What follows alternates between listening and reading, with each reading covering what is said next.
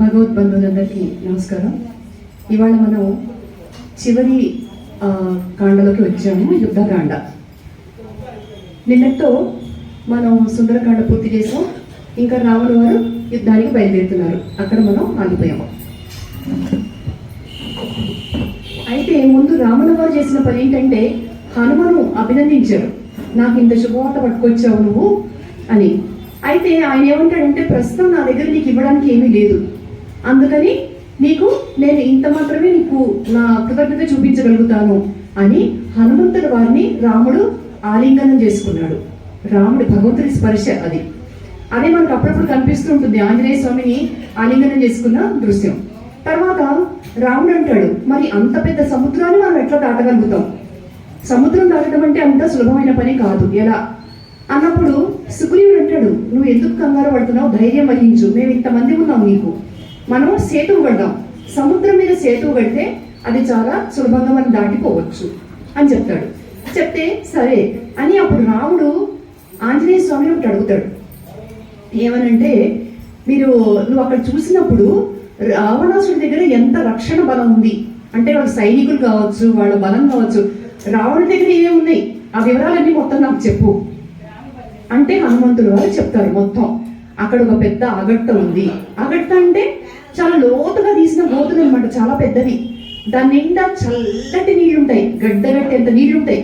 ఎందుకు అంటే శత్రువులు కోట వైపు రాకుండా, కోటకి నగరానికి మధ్యలో అగట్ట ఉంటుంది, ఎవ్వరూ సమీపించకుండా. దాంట్లో మొసళ్ళు ఉంటాయి, చాలా ఉంటాయి, జలజలాలు ఉంటాయి.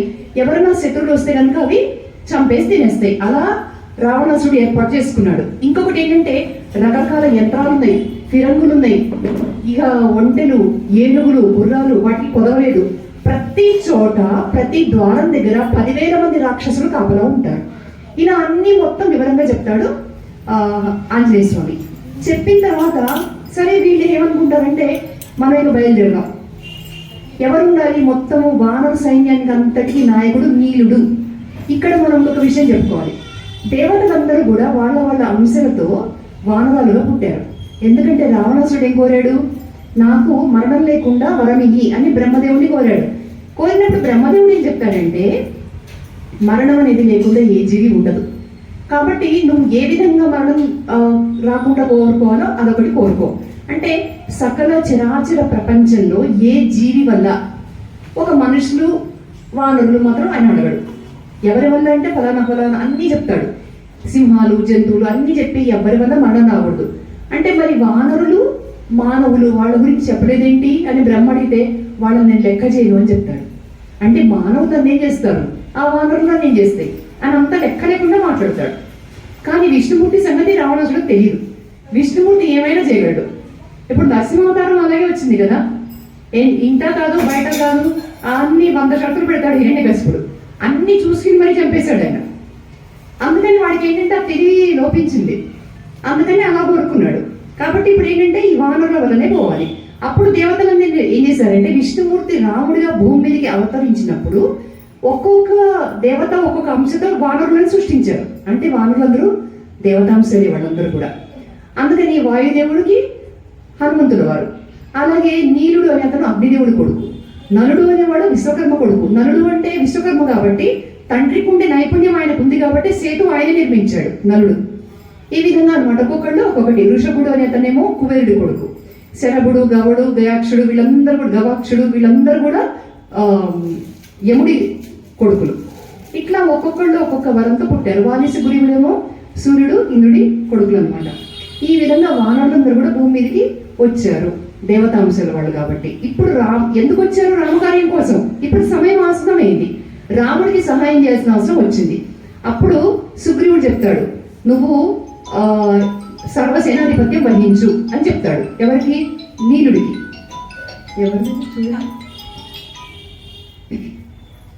నీలుడికి చెప్తాడు. నీలుడు మొత్తం సర్వ సైన్యానికి ఆయనే అధిపతి. ఇప్పుడు వీళ్ళందరినీ తీసుకుపోవాలి. రాముడి పద్ధతి ఎట్లా ఉంటుందంటే, ఏ పని చేసినా ఎవరికి కష్టం కలగకూడదు.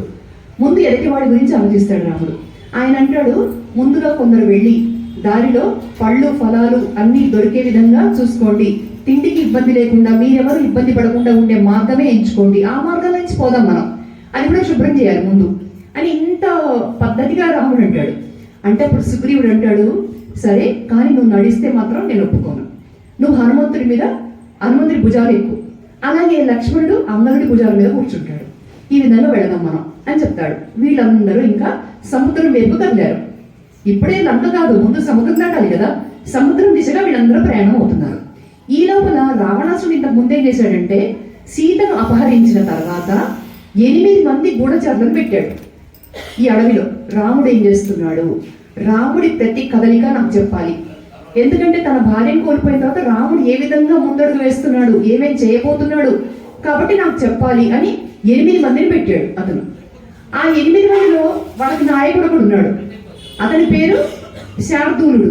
ఆ శార్దూలుడు అనే గూఢచారి వెళ్ళాడు రావణాసుడి దగ్గరికి. వెళ్ళి ఇలా వీళ్ళందరూ వస్తున్నారు, రాముడు లక్ష్మణుడు వానరు సైన్యం, అది కూడా మామూలు కాదు, కోట్ల మంది వానరులు, చాలా కొన్ని కోట్లు, లెక్క పెట్టలేని కోట్లు, 100 కోట్ల కంటే ఇంకా ఎక్కువ.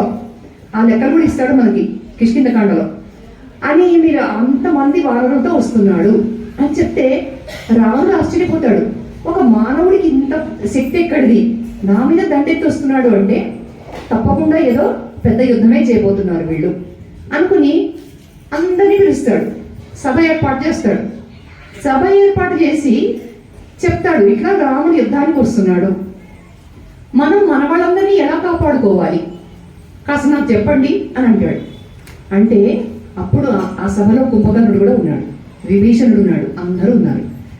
అయితే ఈ ప్రహస్తుడు అనేవాడు కొంచెం దుర్మార్గుడు, రావణాసుడికి కుడి భుజం అనమాట, సేనాధిపతి. అతను అంటాడు, ఏమిటి భయపడేది, మనం అలా ఏమీ లేదు, నువ్వేం భయపడక్కర్లేదు అని అంటాడు. అట్లాగే మిగతా వాళ్ళు కూడా ఏంటంటే, ప్రతి వాళ్ళు కూడా నువ్వేమీ అన్నిటికీ కంగారు పడతావు, ఎందుకు జరిగిందేదో జరిగిపోయింది అంటాడు. కుంభకర్ణుడు ఏమంటాడంటే, నువ్వు చేయకూడని పని చేశావు. రావణాసుడికి కుంభకర్ణుడు కూడా ఇదే చెప్పాడు. కుంభకర్ణుడు దుర్మార్గుడు అనుకుంటాం కానీ కొన్ని విషయాలు చాలా బాగా మాట్లాడతాడు ఆయన. అదేంటాడు, అన్నయ్య నువ్వు చేయకూడని పని చేసావు, ఇప్పుడు అనుకున్న లాభం ఏమిటి, యుద్ధం తప్పదు ఇంకా అని అంటాడు. విభీషణుడు అంటాడు, అన్న నువ్వు తప్పు చేసావు, చాలా మంది అదే చెప్తారు సభలో అక్కడ, అని నువ్వు తప్పు చేసావు, సీతని ఇప్పుడు ఇచ్చేసే, నువ్వు రాక్షస నాశనం కాకూడదు, రాక్షసుని ఎట్లా రక్షించుకోవాలి అని అడిగావు కదా, దానికి సమాధానం చెప్తాను, సీతని ఇచ్చేసే అయిపోతుంది, అప్పుడు రాముడి కోపం ఉండదు, మనకి యుద్ధం జరగదు, రాక్షసులు రక్షించబడతారు అని చెప్పాడు. చెప్పేసరికి చాలా కోపం వస్తుంది రావణాసుడికి. ఏం మాట్లాడకుండా అందరినీ అట్లా వాళ్ళు ఇంకా తర్కం చేస్తూనే ఉంటారు, అందరినీ వదిలేసి అంతపురంలోకి వెళ్ళిపోతాడు. మళ్ళీ మాట్లాడు. ఇంకా వెళ్ళిపోయాక మర్నాడు పొద్దున విభీషణుడు ఏం చేస్తాడంటే, మళ్ళీ రావణాసుడు ఇంటికి వెళ్తాడు, సభలో కాకుండా ఇంటికి వెళ్తాడు. ఏం వచ్చావు అని కూర్చో అంటాడు రావణాసుడు. కూర్చుంటాడు. కూర్చున్నాక అప్పుడు చెప్తాడు, అన్నయ్య నీకు ఒక హితం చెప్పడానికి వచ్చాను, ఇప్పటికైనా కానీ సీతను రాముడికి ఇచ్చేయి, చేసిన తప్పు ఒప్పేసుకో, క్షమాపణ కోరుకో, ఆయన నిన్ను క్షమిస్తాడు. అంటే ఇంతేనా నువ్వు చెప్పదలిచింది, వెళ్ళిపోవచ్చు అంటాడు రావణాసుడు. వినడు, వెళ్ళిపోతాడు విభీషణుడు. ఇప్పుడు మళ్ళీ రావణాసుడు ఏం చేస్తాడంటే, శుకుడు అని ఒకడు ఉంటాడు, ఒక గూఢచారి, వాడిని పంపిస్తాడు. వాడు ఒక రాక్షసుడు. వాడేం చేస్తాడు, పేరుకు తగ్గట్టు చిలకలాగా తయారవుతాడు. వీళ్ళందరికీ కామరూపాలు ఉంటాయి, వానరులకి కామరూపం అంటే ఎట్లా అంటే వాళ్ళు అట్లా రూపం మార్చుకోగలరు, అలాగే రాక్షసులకు ఉండదు. వీడేం చేస్తాడు, చిలకలా వెళ్తాడు. వెళ్ళి అక్కడ ఎంతమంది సైన్యం ఉన్నారు ఏమిటి చూడ్డానికి వెళ్తాడు. వెళ్ళేసరికి అక్కడ వాడిని చూస్తారు. ఇప్పుడు కాదు, ఇది తర్వాత వస్తుంది మీకు, విభీషణుడు వెళ్ళిపోయాక ఇప్పుడు నెక్స్ట్ ఎపిసోడ్ తర్వాత వస్తుంది శుకుడు సంగతి. శుకుడు 2 సార్లు వెళ్తాడు. అయినా ఇప్పుడు మళ్ళీ ఏం చేశాడు, మళ్ళీ కొలుకూటంలో వచ్చాడు రావణాసుడు. రావణాసుడి కొలుకూటం చాలా బాగుందిట, వజ్ర వైఢూర్యాలతో ఉందిట, సింహాసనం, దాని మీద కూర్చున్నాడు. అయితే అక్కడ చెప్పేది ఒక విచిత్రమైన విషయం ఏంటంటే రావణాసుడి సింహాసనాన్ని 600 పిశాచాలు కాపలా కాస్తున్నాయట. పిశాచ మొహాలు, అది రావణాసుడి అభిరుచి. అక్కడ వచ్చి కూర్చున్నాడు. కూర్చుని వాళ్ళందరినీ కూర్చోబెట్టి చెప్పండి ఇప్పుడు ఏం చేద్దాం అంటే మాల్యవంతుడని ఉంటాడు. ఆయన ఎవరంటే రావణాసుడి తల్లి కైకసి, ఆవిడకి ఆయన బాబాయ్ అవుతాడు, పెద్ద ఆయన చెప్తాడు, వద్దు నువ్వు ఇట్లాంటి పని చేయకు, ఇచ్చేసే నువ్వు సీతని, పెద్ద ఆయన చెప్పాడు. తల్లి కూడా చెప్తుంది అంతకుముందు, ఎవరి మాట వినడు. పైగా అంత పెద్ద ఆయన్ని కూడా అవమానిస్తాడు. అవమానకరంగా మాట్లాడితే ఆయన ఇంకా తలదించుకుంటాడు. చాలా పెద్ద పెద్ద మాటలు అంటాడు, నీ కడుపులో విషయం ఉంది, నువ్వు పరాయి వాళ్ళ వైపే మాట్లాడుతున్నావు అని బాగా తిట్టాడు.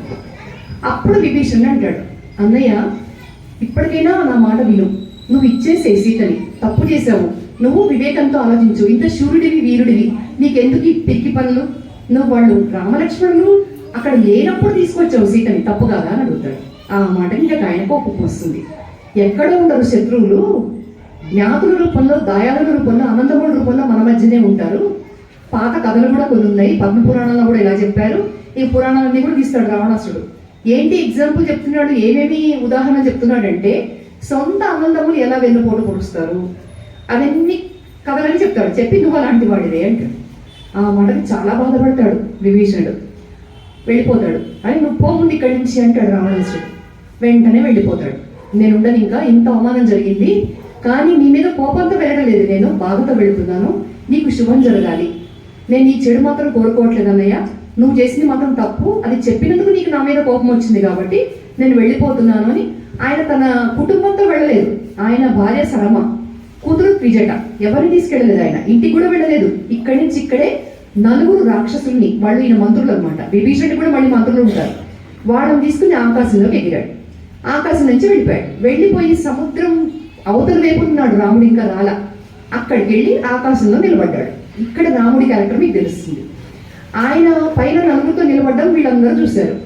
చూసి విభీషణుని గుర్తించారు. చెప్తాడు అతను, నేను విభీషణుణ్ణి, అక్కడ సుగ్రీవుడు వాళ్ళందరినీ ఉద్దేశించి చెప్తాడు, నేను విభీషణుణ్ణి, రావణాసుడి తమ్ముణ్ణి, నా మంత్రులతో నేను ఇలా వచ్చాను, రావణాసుడి దుర్మార్గాన్ని నేను అరికట్టలేకపోయాను, ఆయన నన్ను పంపించేశాడు, నేను వచ్చేసాను, నేను రాముణ్ణి శరణాగతి కోరుతున్నాను అని చెప్పాడు.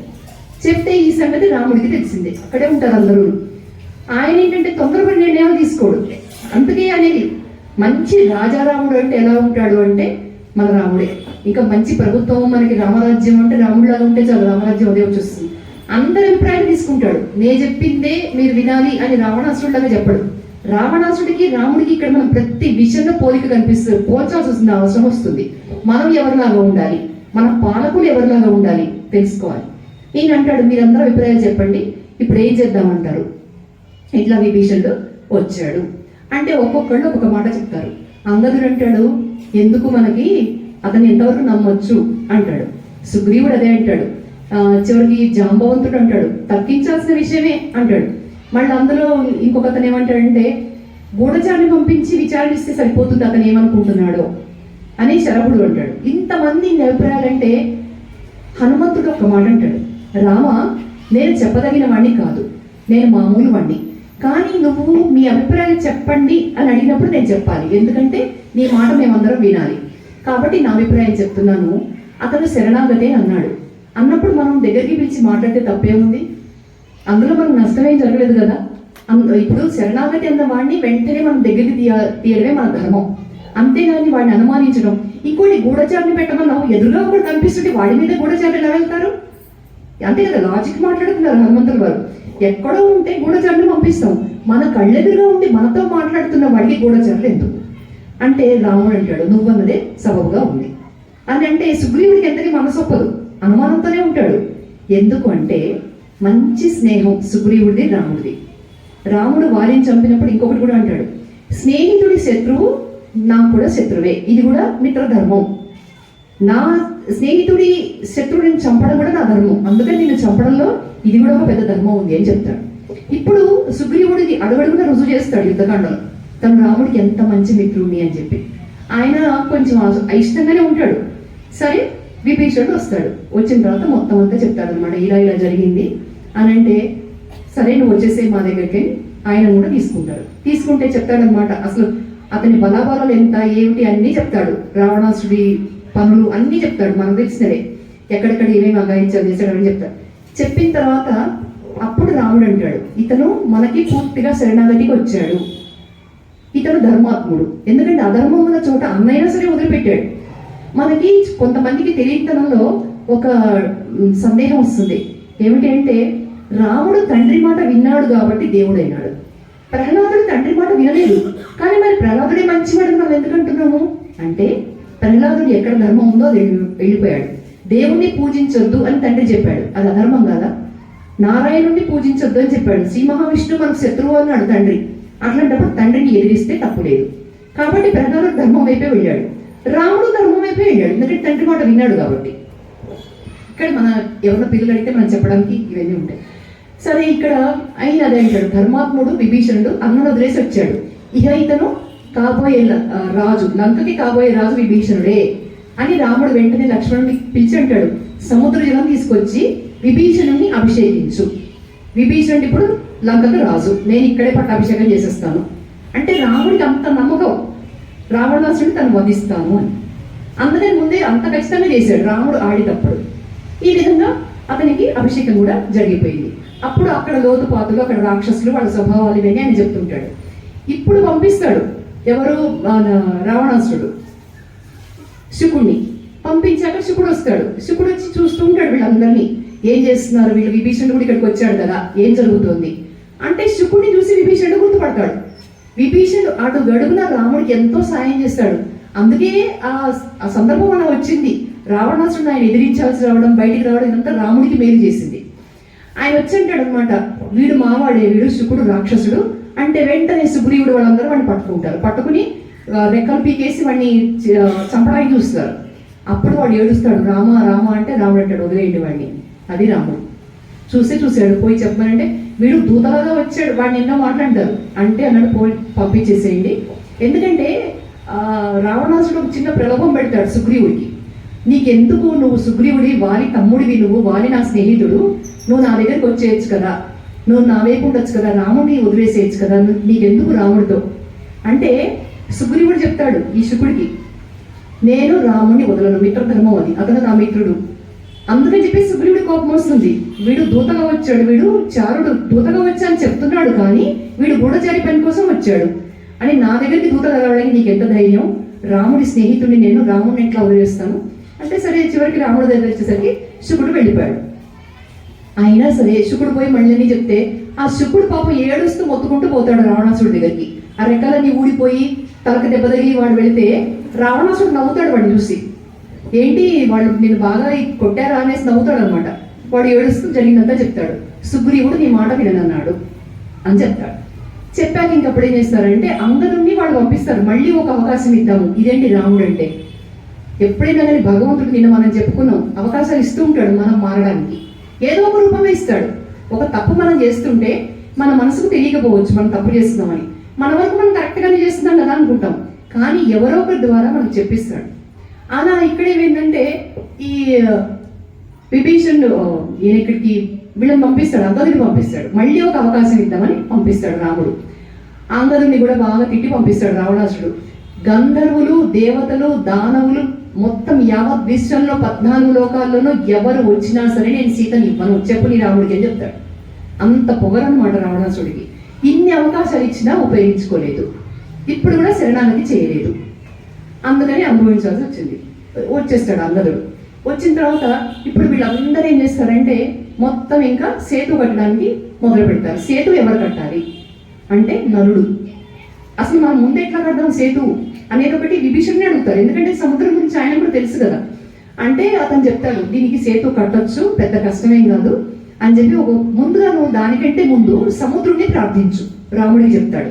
నువ్వు సముద్రుడిని ప్రార్థించు, ఆయన మీ వంశం వాళ్ళకి ఆయనకి సంబంధం ఉంది, ఇక్ష్వాకులకి అతను స్నేహం చేశాడు, మనం ముందు చెప్పుకున్నాం కదా, మైనాక పర్వతంతో కూడా అన్నాడు. సగరుల వల్ల ఆయనకు మేలు జరిగింది, సాగరుడైనాడు, కాబట్టి ఆయన నీకు తప్పకుండా సాయం చేస్తాడు రాము అని చెప్తాడు. అప్పుడు రాముడు ఆయనని సముద్రుడిని ప్రార్థించి నిష్టగా శుచిగా కింద దర్భాసనం వేసుకుని కూర్చుంటాడు. వినడు సముద్రుడు, 3 రోజులు పడుకుంటాడు రాముడు. అయినా సరే అప్పుడు రాముడికి కోపం వచ్చింది. రాముడికి తొందరగా కోపం రాదు. ఇప్పుడు ఆయన కోపం వచ్చింది, ఎంత ప్రార్థిస్తున్నాను, నీకు అంత పొగరుగా ఉందా ఆయన ఒక్క బాణం తీస్తాడు. రామబాణం అంటే తిరుగులేదు. అప్పుడు వస్తాడు సముద్రుడు. అది చెప్పే కదా, ముందే చెప్పొచ్చు కదా. ఆయన రావడం ఎట్లా వస్తాడు, ఎర్రటి పట్టుబట్టలు కట్టుకొని మెళ్ళో కౌస్తుభహారం ధరించి ధగ ధగ మెరిసిపోతూ వచ్చాట సముద్రుడు. వచ్చి అంటాట, రామ, ప్రతి ప్రకృతిలో ప్రతి జీవికి, ప్రతి దేవతకి, ప్రతి వారికి ఒక నియమం ఉంటుంది. నా నియమం ఏమిటంటే ఇలా సముద్రము అలలు ఇలా ఉంటాయి, దీన్ని నేను అధిగమించకూడదు. ఎవరు కోరినా సరే నేను నా ధర్మం నేను నిర్వర్తిస్తూనే ఉండాలి, అందుకని నేను నీకేమి చేయలేకపోతున్నాను అని చెప్తాడు. సరే, ఇప్పుడు ఈయనంటాడు, మరి నేను తీసిన బాణం వృధా కాకూడదు కదా, మరి ఇప్పుడు ఏం చేయమంటావు అని అంటాడు. రామబాణం అంటే అది వేయాల్సిందే. అప్పుడు ఆయన ఏమంటాడంటే, ఇక్కడికి కొంచెం దూరంలో ద్రుమకులియం అని ఒక స్థలం ఉంది. అక్కడ రాక్షసులు ఏం చేస్తుంటారంటే నా నీళ్లు తాగుతూ ఉంటారు, చేయకూడని అకృత్యాలు పాపాలు చేస్తుంటారు, కాబట్టి ఈ బాణం వాళ్ళ మీద వేసేయని చెప్తాడు. అంటే సరే, ఈ బాణం ఆయన వేస్తాడు. వేసిన తర్వాత రాక్షసులు తెచ్చారు అప్పటికప్పుడే. అయిన తర్వాత ఆ బాణం భూమిలోకి వెళ్ళిపోయింది. భూమిలోకి వెళ్ళాక వెంటనే పాతాళలోకి నుంచి జల పైకి వచ్చిందిట, చాలా స్వచ్ఛమైన నీరు. అందుకని ఆ స్థలాన్ని వ్రణకూపం అని పిలుస్తారు, ఒక పేరు. తర్వాత ఏమైందంటే పువ్వులు, పళ్ళు, కాయలు అన్ని చక్కగా కాసి అక్కడ జంతువులు, పక్షులు ఉండడానికి కూడా నివాస స్థలం అయింది. ఎందుకు, ఈ రాక్షసులు వెళ్ళిపోయారు కాబట్టి. అప్పుడు దాన్ని మరుకాంతారం అని ఒక మంచి అందమైన పేరు పెట్టారు దానికి.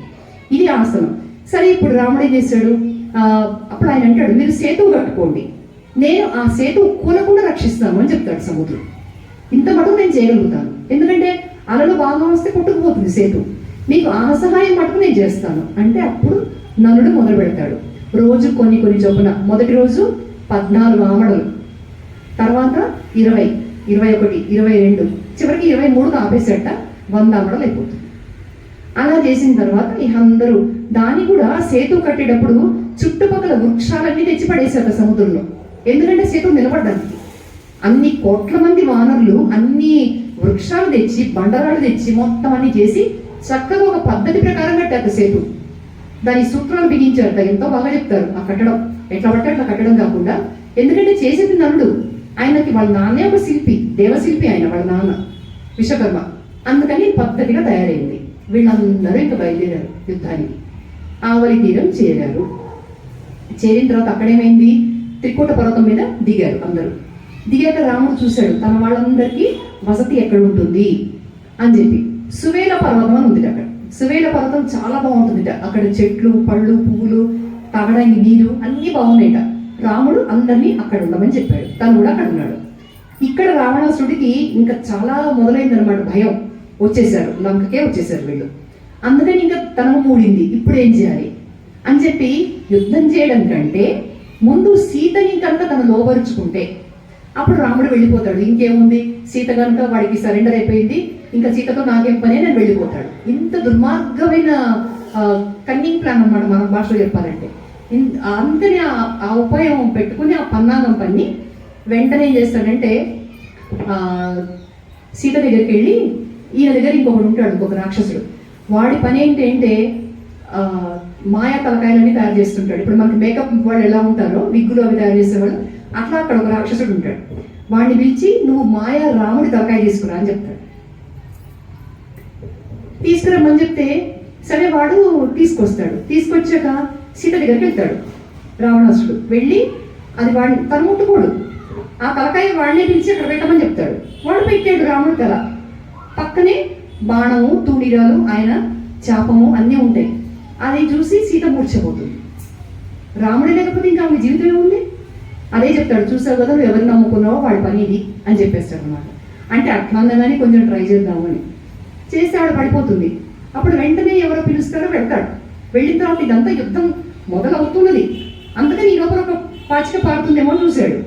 అప్పుడు అక్కడ త్రిజట ఉంటుంది, ఎవరు, మన విభీషణుడి కూతురు. ఆమె చెప్తుంది ఇదంతా నాటకము, రామలక్ష్మణుడికి ఏమీ కాలేదు, వాళ్ళు యుద్ధానికి వచ్చారు, వీడు భయపడి ఇట్లా చేస్తున్నాడు అని చెప్తారు. చెప్పిన అమ్మయ్య. తర్వాత ఏం చేస్తాడు రావణాసుడు, మళ్ళీ గూఢచారులు పంపిస్తాడు. ఈసారి శుకచారణులు, వీళ్ళు వేరే వాళ్ళు, వీళ్ళని పంపిస్తాడు. వీళ్ళు పోయి మొత్తం కల తిరుగుతుంటే మళ్ళీ విభీషణుడు పట్టుకుంటాడు.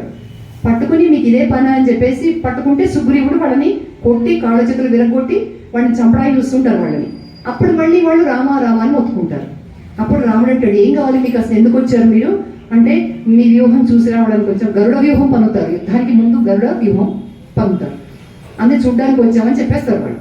అంతే కదా అంటాడు రాముడు. అని అన్ని తిప్పి చూపించండి వీళ్ళకి, సుగ్రీవుడికి అంగదుడికి చెప్తాడు, అన్ని తిప్పి చూపించండి వీళ్ళని అని. తృప్తిగా చూసారా మీరు, ఇక వెళ్ళండి అంటాడు రాముడు. అంతేగాని వీళ్ళు చారులు చంపుదము క్రూరత్వం లేదు రాముడి దగ్గర. ఆయన భగవంతుడు, భగవంతుడికి ఎప్పుడూ క్రూరత్వం ఉండదు, క్షమిస్తూనే ఉంటాడు. చివరికి తెగేదాకా పెంచితేనే దేవుడికి కోపం వస్తుంది. అది ఇప్పుడు రావణాసుడి విషయం జరిగింది. అది వాళ్ళు వెళ్ళిపోతారు.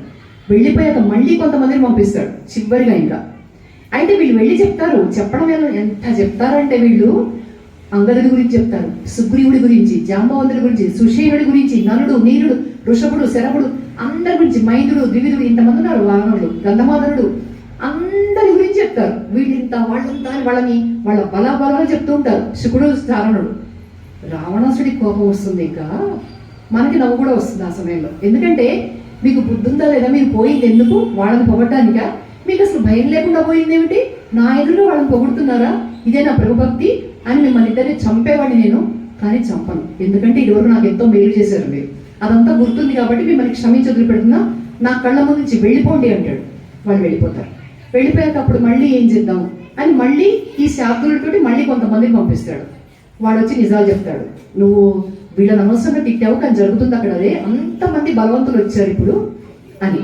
సరే ఇప్పుడు ఏం చేద్దాము అని మళ్ళీ సభ చెప్తే అప్పుడు ఇంద్రజిత్ అంటాడు, మీరు ఎందుకు కంగారు పడతారు నాన్నగారు, నేను ఒక్కడిని చాలు అంటాడు ఇంద్రజిత్. పోతూనే అందరినీ ధ్వంసం చేస్తుంటాడు ఇంద్రజిత్ బాణాలతో. చేసి అందరితో ఎందుకు ముందు రామలక్ష్మణ్ని నేలగర్పించేశానంటే ఇంకా అసలు యుద్ధమే ఉండదు, వాళ్లే కదా అసలు వాళ్ళు అని చెప్పి రాముడి మీదికి లక్ష్మణుడి మీదికి నాగాస్త్రాలు వేస్తాడు. నాగాస్త్రం అంటే అన్ని పాములే. ఆ పాములు ఎలాగైనా రాముడిని లక్ష్మణుని చుట్టుకునేవి, ఎక్కడ సందు లేకుండా చుట్టుకునే ఊరుకోవు. అవి కరుస్తూనే ఉంటాయి, ఆ విషం ఎక్కుతూనే ఉంటుంది. ఒళ్ళంతా రక్తం, కదలలేరు వీళ్ళిద్దరు. అలా పడిపోయారు మొదటే రాముడు లక్ష్మణుడు. అక్కడ ఉన్న వాళ్ళందరికీ ఏం చేయాలో అర్థం కావట్లేదు. అసలు వాళ్ళే పడిపోతే మనమేంటి, ఇంకా ఇంద్రజిత్ అందరినీ చెండాడి హాయిగా వెళ్ళిపోయినాడు.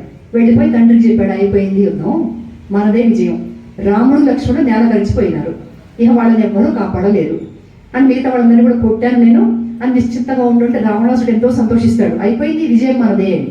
కానీ ఇది మీరు చదివితే మాత్రం ఆ సమయంలో మనకు ఒక మైకల్ లాగా వచ్చేస్తుంది. ఆ సంఘటన చదివితే ఎన్నిసార్లు చదివినా కొత్తగానే ఉంటుంది.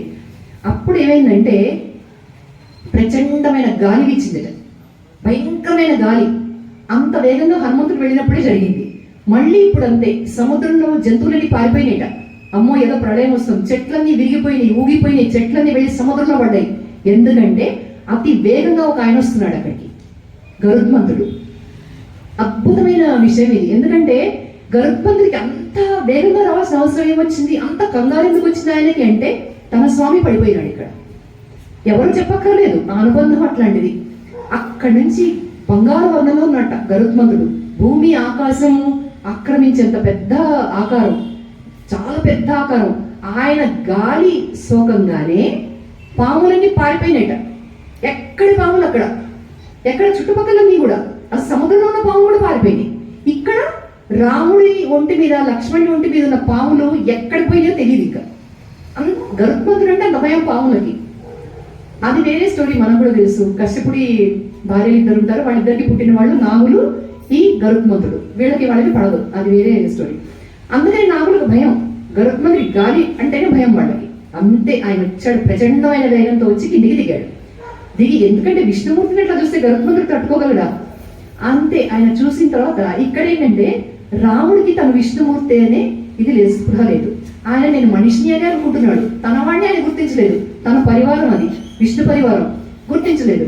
గుర్తించకుండా ఆయన స్పర్శలు తగిలేసరికి రాముడికి లక్ష్మణుడికి మంచి బలం వచ్చేసింది. వాళ్ళ గాయాలు మాయమైపోయినాయి. ఆ బట్టలవన్నీ కూడా చక్కగా విలువగా ఎంతో చక్కగా తయారయ్యారు, స్వస్థత చేకూరి ఆరోగ్యం వచ్చింది. అప్పుడు రాముడు అన్నట్ట, ఎవరినైనా నువ్వు ఇంత వచ్చావు మా కోసం అన్నట్ట. అది మనకు నవ్వొస్తుంది, తన వాళ్ళని తను గుర్తుపట్టలేని పరిస్థితి అది. అని అంటే అని నేను చూస్తుంటే మా నాన్నగారు దశరథ మహారాజు గుర్తొస్తున్నాడు, మా తాతగారు అజమహారాజు గుర్తొస్తున్నారు, ఎవరు నువ్వు అని చెప్పాడు, అడిగాట. అడిగినప్పుడు గరుత్మంతుడికి నవ్వు వచ్చింది. సరే ఆయన ఏమన్నాడంటే, నీకు నాకు ఉన్న అనుబంధం ఇప్పుడు నేను చెప్పను, ఈనాటిది కాదు, నీకు నాకు ఉన్న అనుబంధం ఈనాటిది కాదు, జన్మ జన్మలది అది ఇప్పుడు నేను చెప్పను అన్నట్టు. అని మళ్ళీ అంతే విధంగా వెళ్ళిపోయాడు. ఎంత బాగుందని. పైన రాముడు అడిగేట, నువ్వెంతో విలువైన పట్టుబట్టలు కట్టుకున్నావు నాయన, మంచి మంచి నగలు అది వేసుకున్నావు, ఎవరో చాలా పెద్దవాడివే, మాకేమో తెలియదు నువ్వు అని అన్నట్ట. వెళ్ళిపోయాడు. ఎందుకంటే రాముడికి ఇక్కడ నేను విష్ణుమూర్తిని అని తెలిసిందంటే రావణాసుడిని వధించలేడు. మనిషి చేతిలోనే వాడికి చావు ఉంది, దేవుడి చేతిలో లేదు. అందుకని అతను వెళ్ళిపోయాడు. మళ్ళీ వీళ్ళు యుద్ధానికి బయలుదేరాడు. అది తెలిసేసరికి రావణాసుడికి బాగా కోపం వచ్చింది. అతనేం చేశాడు, కొంతమంది మంత్రులని కొంతమంది రాక్షసులను పంపించాడు. వాళ్ళలో ఒకడు ధూమ్రాక్షుడు, అకంపనుడు, వీళ్ళిద్దరిని హనుమంతుడు చంపేశాడు, దారుణంగా చంపేశాడు ఆయన. ఇంకొకడు వజ్రధనుష్ఠుడు అని ఇంకొకడు ఉంటాడు. వీళ్ళందరినీ కూడా వరుసగా మీ అందరు వాళ్ళందరూ కూడా చంపేశారు. నీలుడేమో ఇంకొక అతను చంపుతాడు, మహోదరుడని. ఇట్లా వరుసగా అందరినీ చంపేస్తారు అనమాట. చంపిన తర్వాత అప్పుడు ఇంకా రావణాసుడికి బాగా కోపం వస్తుంది. ఎట్లాగైనా కానీ మనం ఈ యుద్ధంలో మనమే జయించాలి. అంత వీరులు కూడా చనిపోతున్నారు. అయితే చనిపోయే వాళ్ళ తర్వాత ఎట్లా ఉంటుందంటే, మన కుంభకర్ణుడి తాలూకు వాళ్ళు కూడా వస్తారు, కుంభకర్ణుడి కొడుకులు వాళ్ళందరూ కూడా వస్తారు. పాపం రావణాసుడు ఏం లెక్కలేదు, తన యుద్ధం గెలవాలి, సీతను గెలవాలి అని చెప్పి. ఇక్కడ మళ్ళీ ఇంతమంది పోయిన తర్వాత అప్పుడు రావణాసుడికి కోపం వచ్చి, ఈసారి నేనే వస్తాను యుద్ధానికి అంటాడు. వస్తాడు. వచ్చేసరికి అక్కడ ముందు లక్ష్మణుడితో యుద్ధం అవుతుంది. లక్ష్మణుడితో అవుతుంది, హనుమంతుడితో అవుతుంది, సుగ్రీవుడితో అవుతుంది. సుగ్రీవుడు అంటే ఇంకొక విషయం మనం చెప్పుకోవాలి. మొట్టమొదట వీళ్ళు పర్వతం మీద దిగిన తర్వాత చుట్టూ చూస్తున్నారు లంక, ఇంకా యుద్ధం మొదలు కాకముందు. అందరూ చుట్టూ చూస్తుంటే సుగ్రీవుడు కూడా చూశాట. చూసినప్పుడు రావణాసుడు ఎక్కడున్నాడు అంటే, పైన ఆయన రాజభవనంలో పై గోపురం దగ్గర ఒక పెద్ద సింహాసనం మీద కూర్చుని రావణాసుడు కనిపించాడు సుగ్రీవుడికి. సుగ్రీవుడు అంతా వెనక ముందు చూడలేదు, రివ్వును ఎగిరిపోయి రావణాసుడి ముందు పడ్డాడు. పడి రావణాసుడిని కొట్టడం మొదలు పెట్టాడు, కిరీటం పీకేశాడు. దాంతో రావణాసుడి కోపం వచ్చింది. అతను అన్నాడు, ఇప్పటిదాకా నువ్వు సుగ్రీవుడేమో, ఇక ముందు నీకు గ్రీవం లేకుండా, గ్రీవం అంటే తలకాయ అనమాట, తల లేకుండా చేసేస్తాను, నువ్వు గ్రీవహీనుడు అయిపోతావని బాగా పోరాటం చేస్తారు. అయినా సుగ్రీవుడు చాలా పోరాటం చేశాడు. అప్పుడు రావణాసుడు ఏం చేశాడంటే మాయా యుద్ధం మొదలుపెట్టాడు. రాక్షస మాయ ఉంటుంది కదా, అప్పుడు సుగ్రీవుడు పారిపోయాడు. ఒళ్ళంతా రక్తంతో రాముడి ముందుకు వచ్చి పడితే రాముడు అంటాడు, నువ్వు నా ప్రాణ స్నేహితుడివి, నాకు చెప్పకుండా ఎందుకు వెళ్ళావు? నీకేదన్నా అయితే ఇంకా నాకు సీట్ ఎందుకు అంటే, ఇక్కడ స్నేహధర్మం గురించి మాట్లాడుతున్నాడు. అంత ప్రాణ స్నేహితుడివి, నాకు చెప్పకుండా ఒకసారి ఏమీ చేయొద్దు అన్నాడు. ఇక్కడ ఏంటంటే సుగ్రీవుడికి అది గుర్తొచ్చింది, నన్ను అట్లా కొట్టావు కదా ఆ రోజు అని చెప్పి సుగ్రీవుడు కూడా బాగా రావణాసుడి మీద యుద్ధానికి వెళ్తాడు. వీళ్ళందరూ అయినప్పుడు అప్పుడు లక్ష్మణుడు వస్తాడు. లక్ష్మణుడికి రావణాసుడికి పోరాటం జరిగినప్పుడు రావణాసుడు ఏం చేశాడంటే, లక్ష్మణుడిని పట్టి లోపలికి తీసుకెళ్ళిపోదాం లంకలోకి అనుకుంటాడు. అక్కడ చిత్రవద చేద్దాం, చంపేద్దాం అని లక్ష్మణుడిని పట్టుకుంటాడు. అయితే ఎట్లా పట్టుకుంటాడంటే బాణం వేస్తాడు. ఆ బాణం అంటే బ్రహ్మశక్తి అని చెప్తున్నారు, బ్రహ్మాస్త్రం అని లేదు, బ్రహ్మశక్తిని పంపించాడు బాణం ద్వారా. ఆ బాణం తాకేసరికి ఆ బ్రహ్మశక్తి తనను తాకేసరికి లక్ష్మణుడికి తానెవరో గుర్తొచ్చిందిట, విష్ణుమూర్తి. లక్ష్మణుడు విష్ణుమూర్తే, రాముడు లక్ష్మణుడు భరతుడు 4 భాగాలుగా విష్ణుమూర్తి అవతరించాడు. కాబట్టి లక్ష్మణుడికి నేను విష్ణువంశ అనేది స్పృహకు వచ్చింది. అంతే, విష్ణువుని లేపడం ఎవరెవరు అవుతుంది? రావణాసుడు ఎంత చేసినా కనీసం లక్ష్మణుడి బొటన వేలు కూడా కలపలేకపోయాడు. అంత బరువుగా ఉన్నాడు లక్ష్మణుడు. అప్పుడు హనుమంతుడు వచ్చి రావణాసుడిని చావగొట్టి లక్ష్మణుడిని ఎత్తుకున్నాడు. లక్ష్మణుడు హనుమంతుడి చేతిలో చాలా తేలికగా ఉన్నాడు. ఎందుకంటే భక్తుడికి భగవంతుడు ఎప్పుడు సులభుడే. అందుకని లక్ష్మణుని తీసుకెళ్లి రాముడి ముందు ఉంచాడు హనుమ. ఇది జరిగాక రావణాసుడు మళ్ళీ వెళ్ళిపోతాడు. మళ్ళీ వెళ్ళిపోయి ఇట్లా ఎందుకు నన్ను చేస్తున్నారు వీళ్ళు, నేను ఎట్లా ఓడిపోతున్నాను ఏమిటి అని బాధతో ఉన్నాడు. అని ఈసారి ఏం చేశాడంటే మళ్ళీ కుంభకర్ణుని పంపిద్దాం ఈసారి అనుకున్నాడు. అనుకుని కుంభకర్ణుని నిద్ర లేపమన్నాడు. అది ఒక పెద్ద ప్రహసనం. ఆ కుంభకర్ణుని లేపడానికి వీళ్ళందరూ చచ్చారు. కుంభకర్ణుడికి వరం ఏంటంటే, అది విభీషణుడు చెప్తాడు రాముడికి, ఒక్కొక్కళ్ళ కథ చెప్తుంటాడు. రావణాసుడి దగ్గర ఉన్నవాళ్ళు విభీషణుడు వచ్చినప్పుడు విభీషణుడి గురించి చెప్తాడు రాముడికి. ఏమని అంటే, వీడు ఒకప్పుడు బ్రహ్మదేవుడి దగ్గర వరాలు పొంది ఇష్టం వచ్చినట్టు చేసి లోకంలో మనుషులందరినీ మింగడం, తినేయడం, ఆడవాళ్ళ మీద అఘాయిత్యాలు చేయడం, రాజులను కొట్టడం, అందరి దగ్గర ఉన్న వస్తువులన్నీ లాక్కోవడం, వాళ్ళందరినీ చంపేయడం, ఇలా చేస్తుంటే ఇంద్రుడు వెళ్ళి చెప్పాట బ్రహ్మకి, ఇలా జరిగితే కనుక ప్రపంచంలో ఏ జీవి మిగలదు, తొందరలో ప్రపంచమే శూన్యమైపోతుంది, వీడు అట్లా తినేస్తున్నాడు అందరినీ అంటే బ్రహ్మదేవుడు చూసి కంగారు పడ్డాడు. ఏంటి వీడికి ఈ బలము, పిచ్చి బలం వాడికి. అందుకని ఏం చేశాడంటే సరే వీడికి వాడికి ఒక మాట వేసాట, నువ్వు చచ్చినట్టు పడుండు, ఎప్పుడు నిద్రలో చచ్చినట్టే పడుండు అని చెప్పాడు. అప్పుడు రావణాసుడు వెళ్ళి కళ్ళనీళ్ళు పెట్టుకుని, నా తమ్ముడికి అంత శాపం ఇస్తావా, వాడు ఎప్పుడూ చచ్చినట్టు పడి ఉంటే ఎలాగా అని కొంచెం దయగలచ్చు అంటే అప్పుడు చెప్పాట 6 నెలలు వాడు ఇలా పడి ఉంటాడు, ఒక్కరోజు లేస్తాడు, ఆ ఒక్కరోజు కనిపించడానికి తినేస్తాడు, మళ్ళీ 6 నెలలు పడుకుంటాడు. ఇప్పుడు అదే పడుకున్నాడు. మొన్ననే పాపం లేచాడు, మళ్ళీ ఇప్పుడు పడుకున్నాడు. పడుకునేసరికి వీళ్ళందరూ 1000 ఏనుగులు అవి ఇవి ఒంటి మీదకి పంపించి గుచ్చి శూలాలతో ఎంతో హింస కూడా పెడతారు. తిండి పదార్థాలు అంటే ఆయనకు చాలా ఇష్టం, ఆయన లేవడం చివరికి లేస్తాడు. వీళ్ళందరూ కలిసి ఇన్ని ఏనుగులు అవి ఇవి ఒంటి మీదకి ఎక్కించి చెవుల్లో పొడిచి ముక్కులో పొడిచి ఒంటి మీద గాయాలు చేస్తే ఎప్పుడు లేచి ఏంటి అని అడిగట. అంటే అప్పుడు చెప్పారు, నేను రావణాసుడు రమ్మంటున్నాడు, యుద్ధానికి వెళ్ళాలి అని. లేచాడు. లేచి నేను ఇటు నుంచిటే యుద్ధానికి వెళ్ళిపోతానని చెప్పాడు. అంటే అలా బాగుండదు, నువ్వు రాజుగారికి కనపడాలి, రాజాజ్ఞే కదా అంటే సరే అని శుభ్రంగా స్నానం చేశాడు, మంచి బట్టలు కట్టుకున్నాడు. అప్పుడు రావణాసుడి దర్శనానికి వెళ్ళాడు తమ్ముడు. చెప్పన్నయ్యా ఏం చేయమంటావు అంటే ఇక్కడ బాగుంటుంది సంభాషణ. అంటే రావణాసుడు అంటే అట్లా యుద్ధానికి వెళ్ళాలి, రామలక్ష్మణులు వచ్చారు, మన వాళ్ళందరినీ చంపేస్తున్నారు, పెద్ద పెద్ద వాళ్ళందరూ చచ్చారు ఇప్పటికే, అందుకని నువ్వు వెళ్ళి యుద్ధం చేయాలి అంటే ఇక్కడ విభీషణ్ కుంభకర్ణుడి కోపం వస్తుంది. ఇంతమంది చచ్చిపోతున్నారు మన వాళ్ళు, నీకు ఇప్పటికైనా జ్ఞానం రాలేదా, ఇప్పుడైనా నువ్వు సీతమ్మని తీసుకెళ్ళి ఇవ్వచ్చు కదా అంటాడు. అన్నప్పుడు ఇక రావణాసుడికి కోపం వచ్చింది. నువ్వు తమ్ముడివా నాకు అన్నవా, నాకంటే ముందు పుట్టావా అని అడుగుతాడు. అహంకారం అన్నమాట. అని నేను చెప్తే నువ్వు వినాల్సిన వాడివి, నువ్వు చెప్తే నేను వినాలా, నాకంటే పెద్దవాడిగా అనుకుంటున్నావా, లేక నాకు నువ్వు గురువు అనుకుంటున్నావా, నువ్వేమైనా ఆచార్యుడివా నాకు బోధించడానికి, నువ్వు చెప్తే నేను వినాలా అంటాడు. అప్పుడు అన్న కోపం వచ్చిందని, ఇక్కడ కూడా ధర్మాలు ఉన్నాయి రాక్షసులైనా కానీ, తల ఉంచుకుంటాడు. క్షమించన్నయ్య, నేనేదో చెప్పాలని చెప్పాను, నీకు ఇష్టం లేకపోతే నీ ఇష్టం, నువ్వేది చెప్తే అది నేను తల ఉంచుకుని వినాల్సిన వాడిని.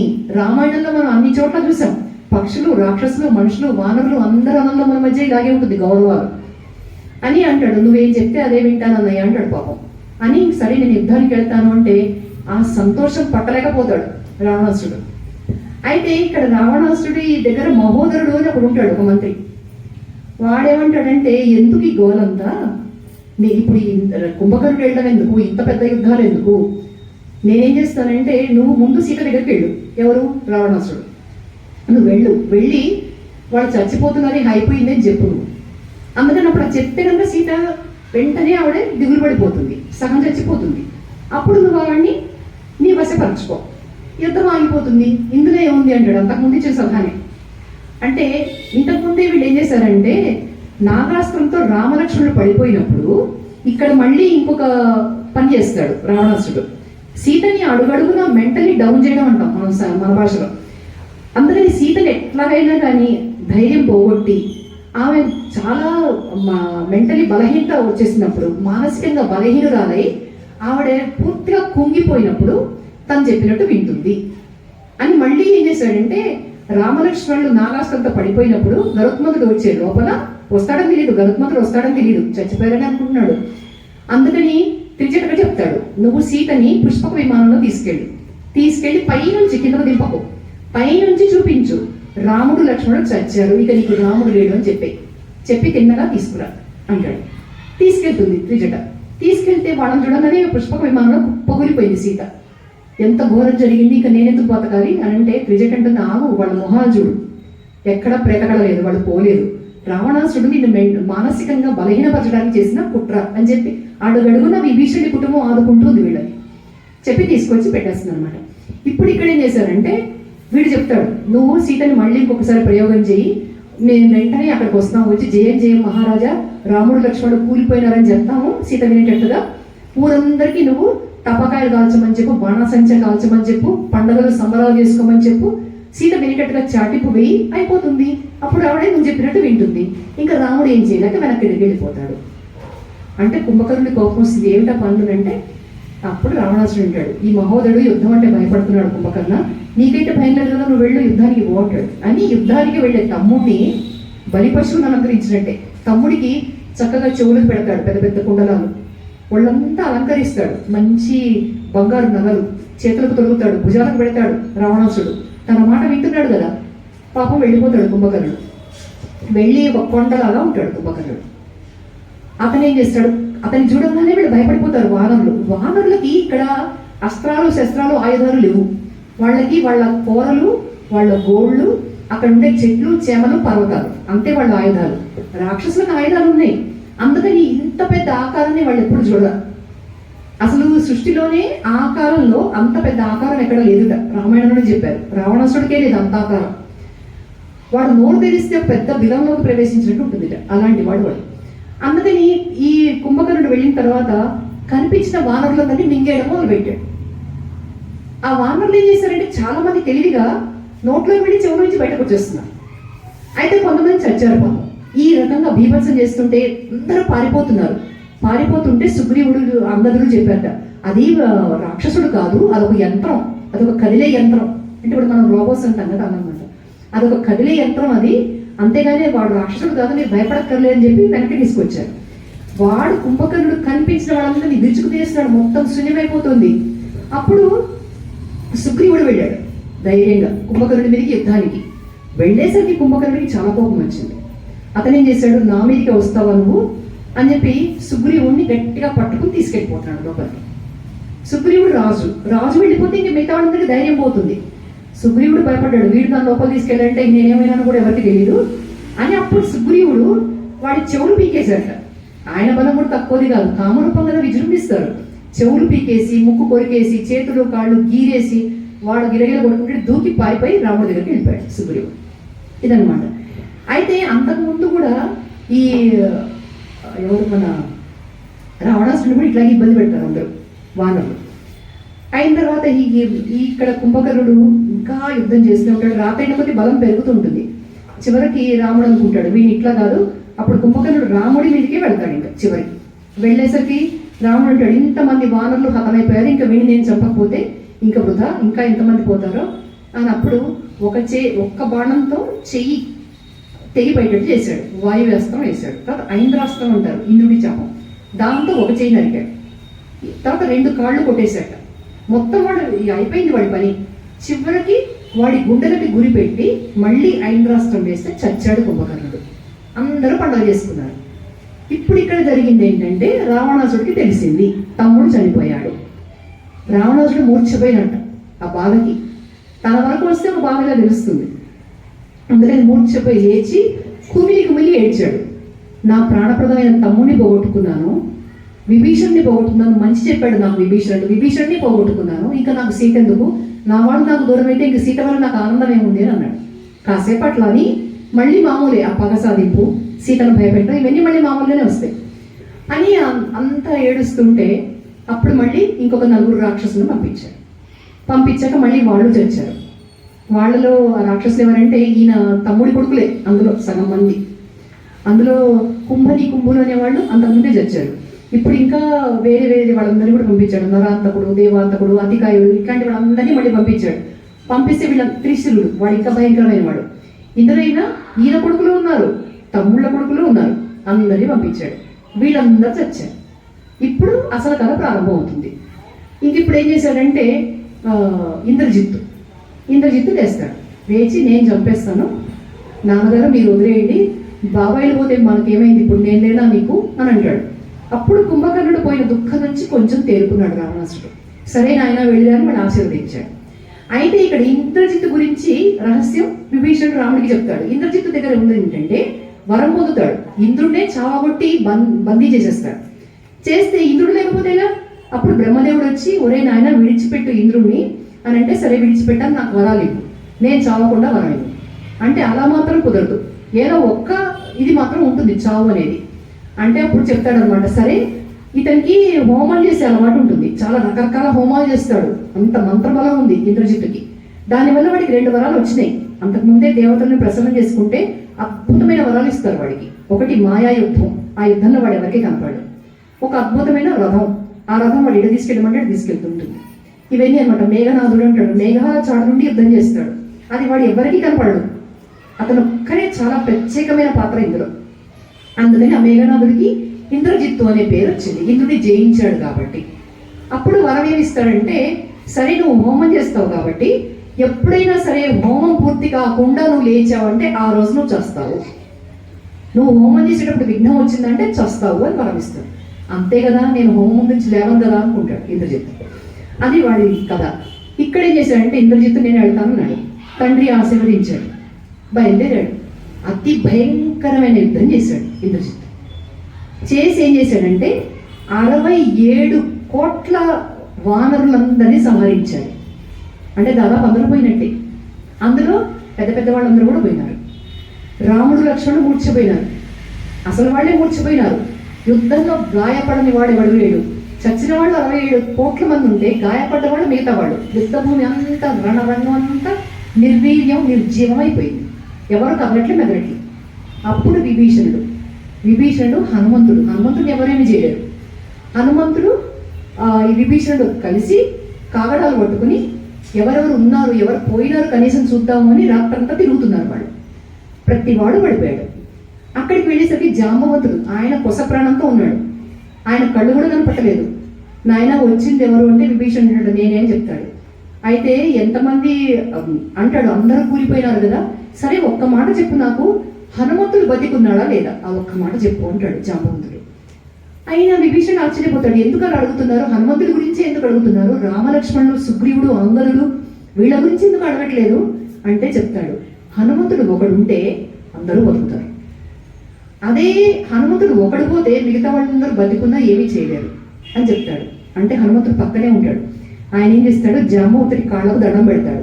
నేను హనుమను మీకు నమస్కరిస్తున్నాను అని తన పేరు చెప్పుకొని దండం పెడితే అప్పుడు ఆయన ఎంతో సంతోషించి అయిపోయిందిగా మనకి అందరికీ కూడా శుభమే అని చెప్తాడు. నువ్వేం చేస్తావంటే నువ్వు ఒక్కడిగా ఆ పని చేయగలవు. ఎక్కడ, హిమాలయాలకు వెళ్ళు. హిమాలయ పర్వతానికి ఋషభ పర్వతం అనేది ఒకటి పక్కనే ఉంటుంది, అది బంగారు కొండ ఋషభ పర్వతం. ఆ 2 పర్వతాలకి మధ్యలో ఓషధి పర్వతం అని ఉంటుంది. ఆ ఓషధి పర్వతంలో ఔషధాలు 4 రకాలు ఉన్నాయి. విశల్యకరిణి, సావర్ణకరిణి, సంధానకరిణి, సంజీవిని, ఈ 4 ఉన్నాయని చెప్తాడు. ఇందులో విశల్యకరిణి అంటే ఏంటంటే గాయాలు కానీ దెబ్బలు కానీ లోపల బాధలు కానీ ఉంటే అది మొత్తం తీసేస్తుంది, పెయిన్ కిల్లర్ అనుకోండి, బాధ నివారిణి.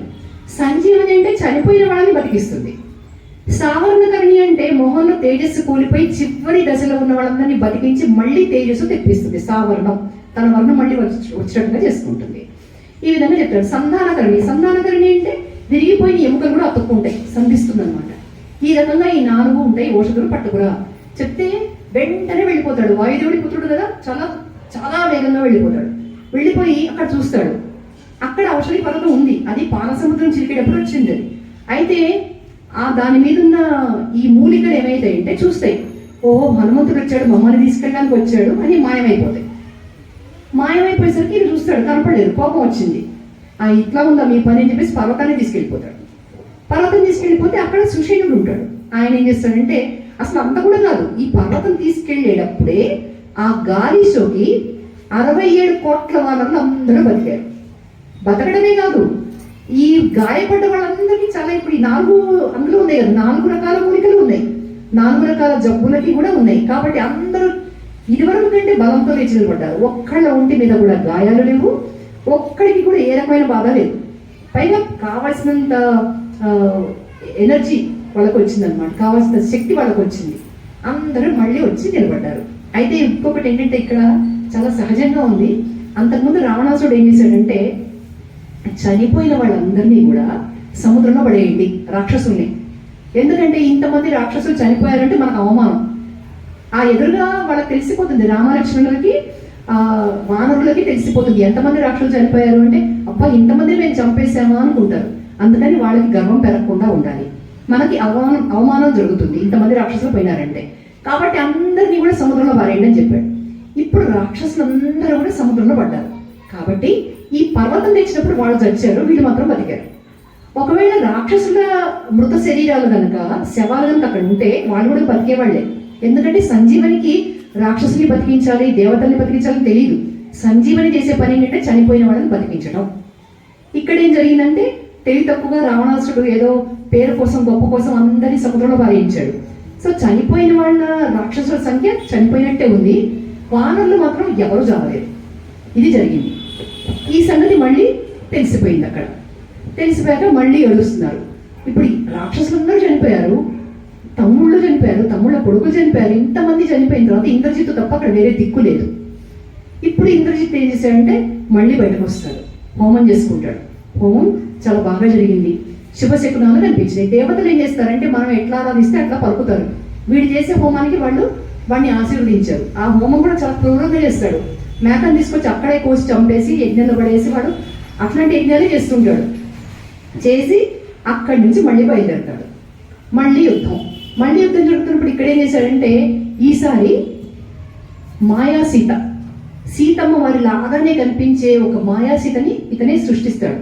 రథంలో తన ముందు పెట్టుకుని హనుమంతుడికి మాత్రమే కనిపించేటట్టు ఆ సీతని నరికేస్తాడు. ఆ సీత ఏంటంటే రామ లక్ష్మణ అంటూ పడిపోతుంది రథంలోనే. అది చూసి హనుమంతుడు ఆయన దుఃఖసాగర్లో మునిగిపోతాడు. ఇదేమిటిది, నేను చూసిన ఆవిడే ఈవిడే, నేను ఇదివరకు సీతమ్మని చూశాను, ఆమె ఈమె అంటే సీతని చంపేశాడు వీడు అని రాముడికి చెప్పాలి. ఇంకా యుద్ధం చేసి అనవసరము, సీతను పోగొట్టుకున్నాక రాముడు ఏమైపోతాడో అని రాముడి వైపు పరిగెడుతూ ఉంటాడు. అప్పుడు విభీషణుడు వస్తాడు. ఏం జరిగింది అంటే ఇట్లా సీతను చంపేశాడు అంటే అబద్ధం, సీత కాదు మాయా సీత, వీళ్ళు చేసే మాయలని నాకు తెలుసు అని చెప్తాడు. అడుగడుగున విభీషణుడు అక్కడేమో విభీషణుడి భార్య విభీషణుడి కూతురు సీతమ్మను కాపాడుతూ ఉంటారు. ఇది చెప్తాడు. చెప్తే ఈసారి మళ్ళీ యుద్ధం చేస్తారు, భీకరంగా యుద్ధం చేస్తారు. చేసేసరికి వాడికి ఇంద్రజిత్తుకు చాలా కోపం వచ్చింది. వాడు ఏం చేస్తాడంటే ఈసారి మళ్ళీ హోమం చేయడానికి అంటాడు. వెళ్ళి ఈసారి ఎట్లయినా రామలక్ష్మణుని నేను చంపేయాలి అనే ఉద్దేశంతో హోమానికి వెళ్ళిపోయినాడు. ఇప్పుడు చెప్తాడు విభీషణుడు రాముడితో, వాడి హోమం చేశారంటే ఇంకా మీరు బతకరు, వాడికి అంత పవర్ ఉంది, మీరే కాదు ముల్లోకాల్లో ఎవరు వాడిని జయించలేరు, అందుకని ఆ హోమం భగ్నం చేయాలి మనం అంటే రాముడు లక్ష్మణుడు వైపు చూస్తాడు. లక్ష్మణ నువ్వు చేయి ఈ పని అంటాడు. అంటే లక్ష్మణుడు చేస్తాడు, అందరిని తీసుకుని వాడు హోమం చేసే స్థలానికి వెళ్తాడు. ఆ భవనం దగ్గర వెళ్ళి అక్కడ కనిపించిన వాళ్ళని కనిపించినట్టు రాక్షసులందరినీ చంపేస్తూ ఉంటారు, భయంకరంగా చంపుతూ ఉంటారు. అందరూ వస్తారు అక్కడికి, విభీషణుడు కూడా వచ్చాడు. అందరూ చూస్తున్నప్పుడు ఆ కోలాహలం వినిపించింది. అయినా లేవకుండా ఏం చేస్తాడంటే అవన్నీ పూర్తి చేసుకుంటే రాక్షసులు ఇంకా వెనక్కి తగ్గుతారు. లక్ష్మణుని చూసి భయపడి రాక్షసులు వెనక్కి తగ్గడం చూస్తాడు ఇంద్రజిత్తు. ఇప్పుడు నా అవసరం ఉంది అనుకుంటాడు. ఆయన బయలుదేరి యుద్ధం చేసి చివరికి హోమం దగ్గరికి వెళ్తాడు. అది కొంచెమే మిగిలింది, అది పూర్తి చేసుకుని వద్దాము అనే సమయానికి విభీషణుడు అక్కడికి వస్తాడు రాక్షసులను తీసుకుని. విభీషణుడు కూడా కొంతమంది రాక్షసులను చంపేసి లక్ష్మణుడితో అంటాడు, లక్ష్మణ ఇది సమయం, వాడు హోమం దగ్గరికి వెళ్తున్నాడు, నరికేవాడిని అని చెప్తాడు. చెప్తే అప్పుడు వీళ్ళిద్దరికి మధ్య మళ్ళీ అంతకుముందు కూడా సభలో గొడవ అవుతుంది ఇంద్రజిత్తుకిను విభీషణుడికి. ఈయనంటాడు, నువ్వు చిన్నపిల్లాడివి, నీకెందుకు నా పెద్ద మాటలు అని తిడతాడు. అయినా సరే ఇంద్రజిత్తు వాడు నాన్న వైపే మాట్లాడతాడు. అయిన తర్వాత ఇక్కడ ఏమవుతుందంటే మళ్ళీ ఇంద్రజిత్తు విభీషణుడు వాదించుకుంటారు. నువ్వు నాకు బాబాయ్ అవుతావు, పినతండ్రివి, ఇదేనా నువ్వు చేసే పని అని అరుస్తాడు. ధర్మం తప్పినప్పుడు ఎవరైనా నాకు ఒకటే అన్ననే వదిలేసాను, ఇంకా నువ్వేమిటి లెక్క అని అంటాడు విభీషణ్. అన్న తర్వాత అప్పుడు విభీషణ్ చెప్తాడు, లక్ష్మణ నువ్వు ఆలస్యం చేయకు, వెంటనే బాణం వదులు, లేకపోతే వీడు చావడు. నేను చంపేతులు విని కానీ నా కళ్ళకు నీళ్లు ధారగా కారుతున్నాయి, వాడు నా అన్న కొడుకు, ఆ ప్రేమ నాకు పోవడలేదు, ధర్మమే ప్రేమే, నా కళ్ళకు నీళ్లు అడ్డుపడుతున్నాయి లక్ష్మణ, నేను వాడిని చంపలేను, నువ్వే చంపు అంటే అప్పుడు లక్ష్మణుడు బాణం తీస్తాడు, బ్రహ్మాస్త్రం తీసి. ఇక్కడ ఒక మాట, అది మంత్రమై పనిచేసిందిట. బ్రహ్మాస్త్రం కంటే కూడా లక్ష్మణుడు మాట్లాడిన మాట మంత్రమైందిట. అది మొత్తం రామాయణంలోనే అది మహామంత్రం అంట. ఏం చెప్తాడు అంటే, రాముడు ధర్మాత్ముడైతే, రాముడు సత్యం ధర్మం ఉన్నవాడైతే, రాముడు పౌరుషం ఉన్నవాడైతే ఇంద్రజిత్తు ఈ బాణంతో చచ్చుగాక అని పెట్టాడు. వెంటనే ఒక్కటే బాణం ఇంద్రజిత్తు చచ్చాడు. రావణుడి బలం మొత్తం కూలిపోయింది. ఇది ఎందుకు చెప్పాడు అని అంటారంటే, రాముడు ధర్మాత్ముడు అని ప్రపంచం అందరికీ ఇక్కడ రుజువైపోయింది. ఒక మంత్రంతో రాముడు ధర్మాత్ముడు కాకపోతే ఇంద్రజిత్తు చచ్చేవాడు కాదు. ఈ ఒక్క మాట చాలు రాముడు ధర్మం ఎట్లా చెప్పడానికి. ఇప్పుడు వారిని చంపాడు, అవి రకరకాల పిచ్చి పిచ్చి మాటలన్నిటికీ ఇది ఒకటే సమాధానం. ఇంద్రజిత్తు ఎందుకు చనిపోయాడు, రాముడు ధర్మాత్ముడు అన్న ఒట్టు పెట్టేసరికి చచ్చిపోయాడు అని ఇది అయిపోయినాక ఈయన అక్కడ రావణాసుడు ఇంకా అనుకుంటాడు, ఇదే చివరి నాకు అని, ఇట్లా కాదు సీతను చంపేద్దాం అనుకుంటాడు.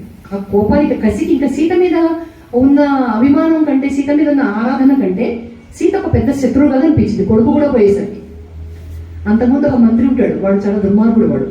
వాడేం చెప్తాడంటే, మహాపార్షుడు, వాడి పేరు మహాపార్షుడు. వాడు అంటాడు అనమాట, యుద్ధానికి ముందంటాడు వాడు, నువ్వు ఎవరికి భయపడుతున్నావు, నువ్వు వాడు యుద్ధానికి వస్తారు నువ్వు భయపడతావేంటి, ఇప్పుడే సీత దగ్గరికి వెళ్ళు, ఆవిడ బలాత్కారం చెయ్యి, ఎవడేం చేస్తాడో తర్వాత చూసుకుందాం అంటాడు. అంత దుర్మార్గుడు వాడు. ఇక్కడ ఇంకొక మంత్రి ఉన్నాడు, ఇప్పుడు సీతను చంపేద్దాము అని చెప్పేసి రావణాసుడు కత్తి తీసుకుని పోతున్నాడు. సీత చూసింది. చూసి అనుకుంటుంది, వీడి చేతిలో దుర్మరణం పాలు కావడానికైనా నేను ఇక్కడ ఉన్నాను. ఆ రోజు హనుమంతుడితో వెళ్ళిపోయినా బాగుండేది. అతను రమ్మన్నప్పుడు నేనేదో నా భర్త కీర్తి నిలబెట్టాలి ఏదైతే అనుకున్నాను, ఇప్పుడు ఒక రాక్షసుడి చేతిలో నేను చనిపోతే అపకీర్తి కదా, ఎంత తప్పు చేశాను అని ఆవిడ అనుకుంటుంది.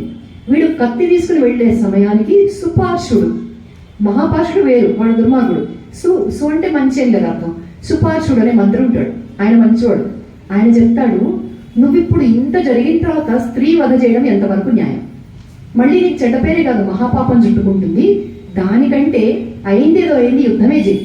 ఇంతమంది పోయినారు కదా, చివరికి నువ్వు రావణుడు పిరికివాడిలాగా ఒక స్త్రీని వధించాడు అనే చెడ్డ పేరు నీకెందుకు, నువ్వు రా నాతో అని మంచి మాటలు చెప్పి తీసుకెళ్తాడు. తీసుకెళ్తే సరే అంటాడు.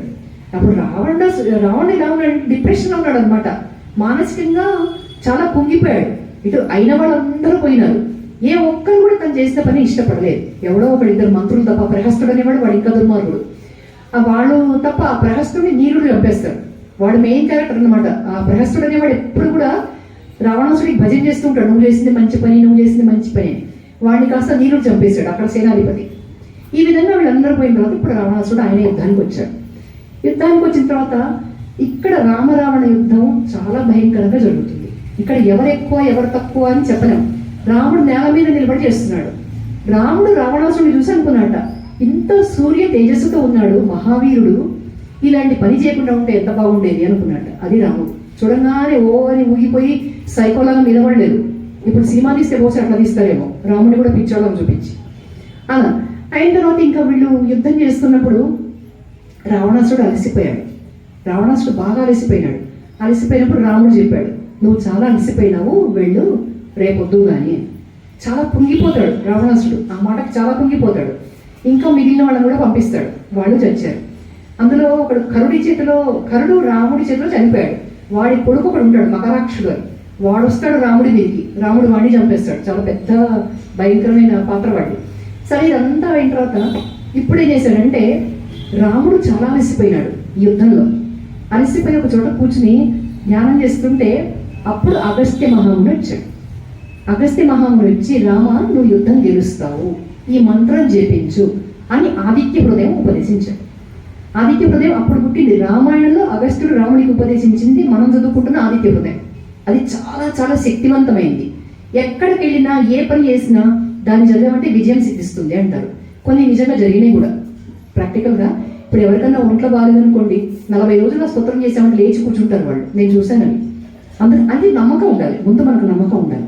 నేను ఇప్పుడు మీకు ఏవైతే చెప్తున్నానో అవి రామాయణం చదివి ఇలా ఇలా అని చెప్పడం కాదు, నేను ఏవైతే సొంతంగా చూశానో అవి, అందుకే నేను 10 సార్లు ఇది నిజం అని చెప్తాను.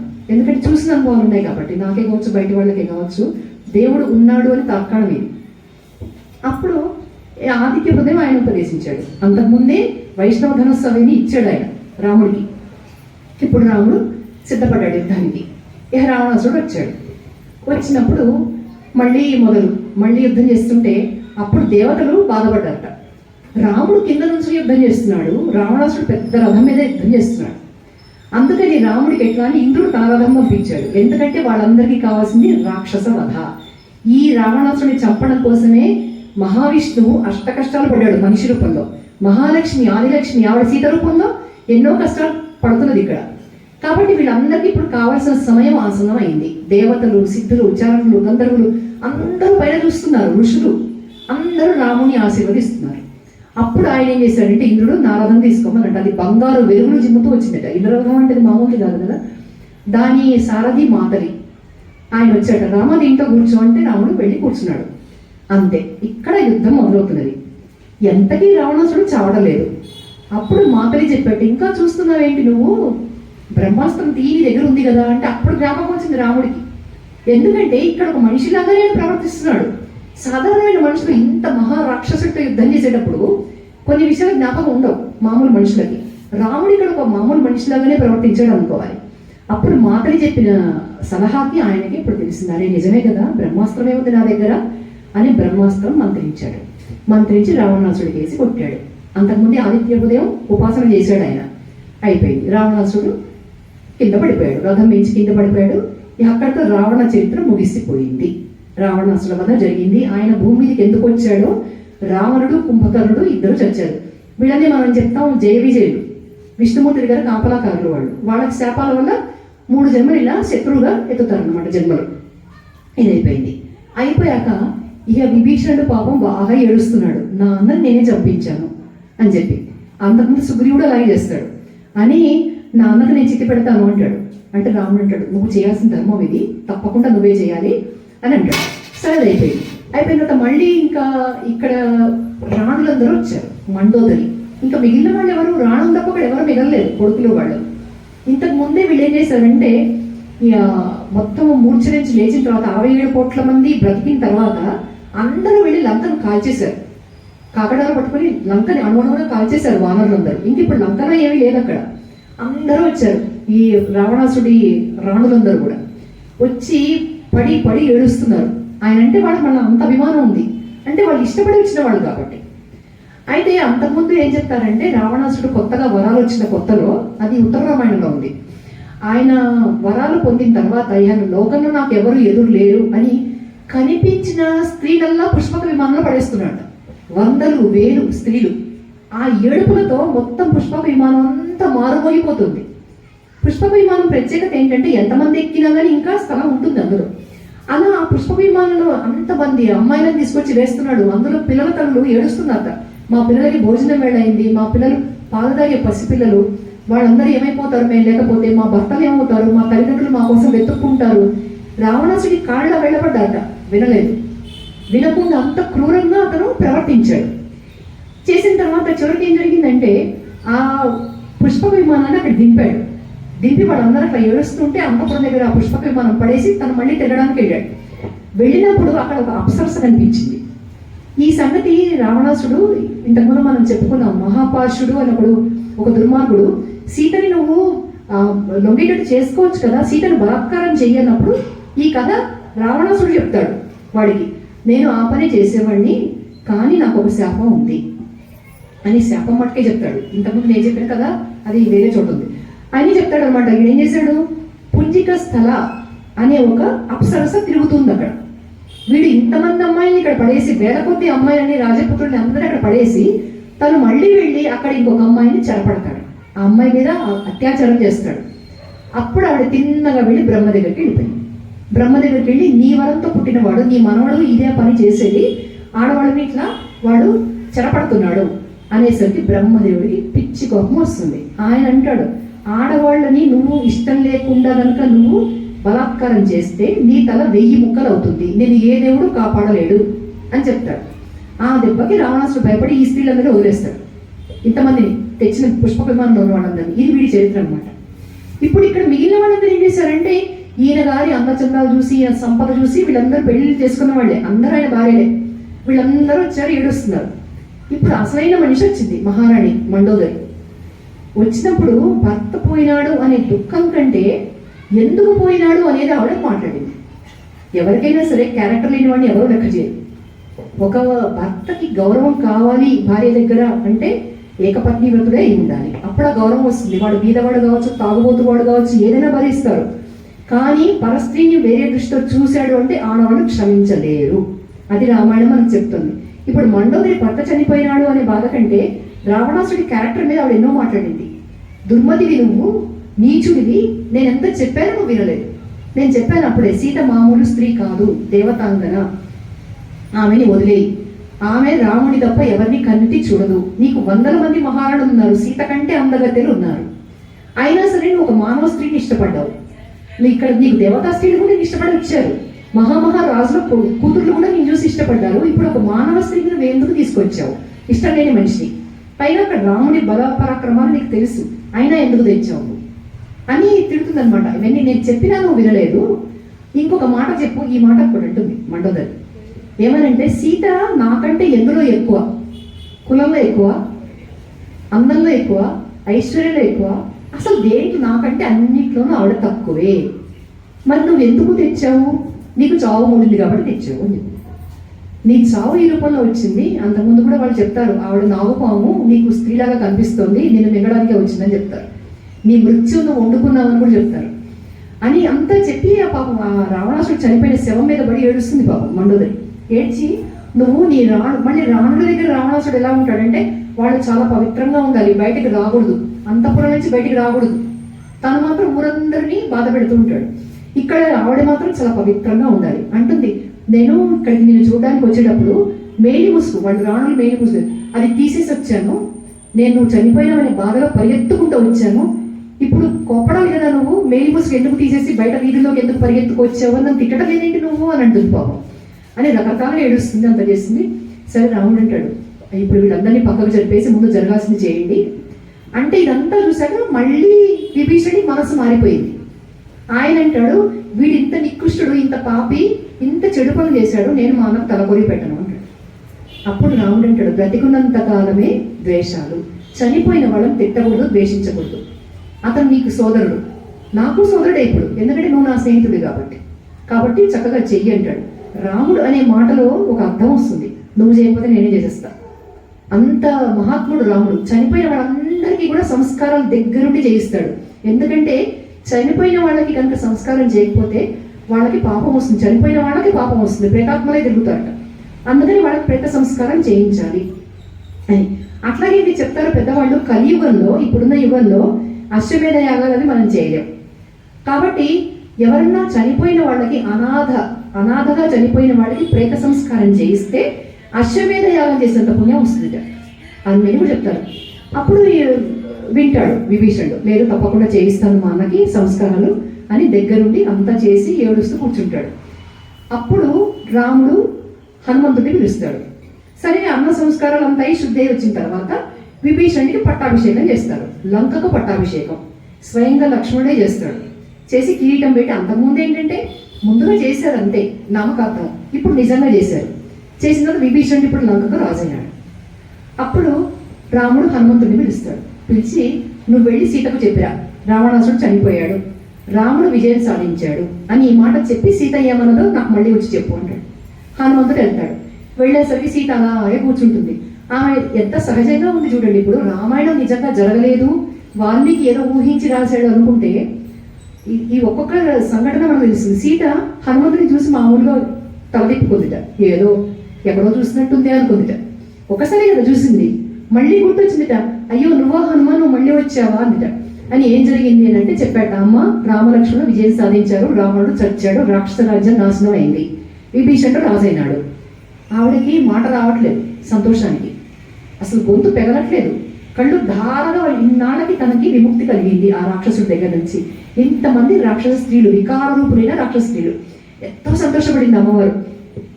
అప్పుడు హనుమంతుడు చెప్పాట, అమ్మ నా కళ్ళెదురుగానే వీళ్ళందరూ నేను రకరకాలుగా హింసించారు, రకరకాల మాటలతో నేను బాధ పెట్టారు, వీళ్ళందరినీ ఇప్పుడు నేను చంపేస్తాను అని చెప్పాట.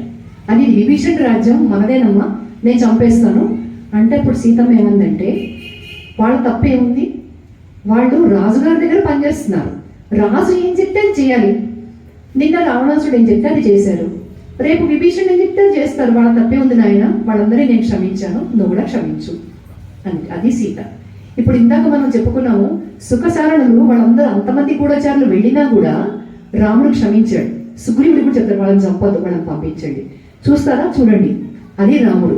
అప్పుడు అన్నట్టు హనుమంతుడు ఈ మాట, రాముడికి నీకు భేదం లేదమ్మా అని చెప్పాట హనుమంతుడు. ఇంతమంది స్త్రీలను కూడా నేను క్షమించాను, వాళ్ళని ఏమనుకో పాపం అంతే. అంటే రాముడికి నీకు భేదం లేదో మీరిద్దరు ఒకటే అని చెప్పాట.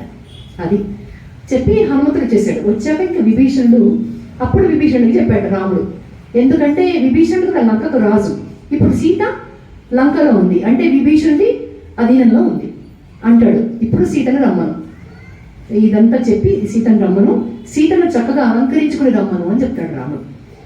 విభీషణుడు వెళ్తాడు. ఇక్కడ మనకి ఎంతో బాధ కలిగే అంశాలు కూడా ఉంటాయి. అక్కడికి విభీషణుడు వెళ్ళి చెప్తాడు, సీత వచ్చేసేమ్మా అని అంటే వెంటనే లేస్తుంది పాపం. లేస్తే అట్లా కాదు, నువ్వు చక్కగా స్నానం చేసి అలంకరించుకుని రమ్మని రాముడు అన్నాడు. అంటే అంటుంది, నాకు అవన్నీ అక్కర్లేదు, రాముడిని చూడబోతున్నాను, ఇది ఒక్కటే చాలు నాకు ఉంటుంది. అంటే ఆయన అంటాడు, రాముడి ఆజ్ఞ మనం పాలించాలి కదా అంటాడు. సరే అంటుంది. వెంటనే వెళ్ళిపోతుంది.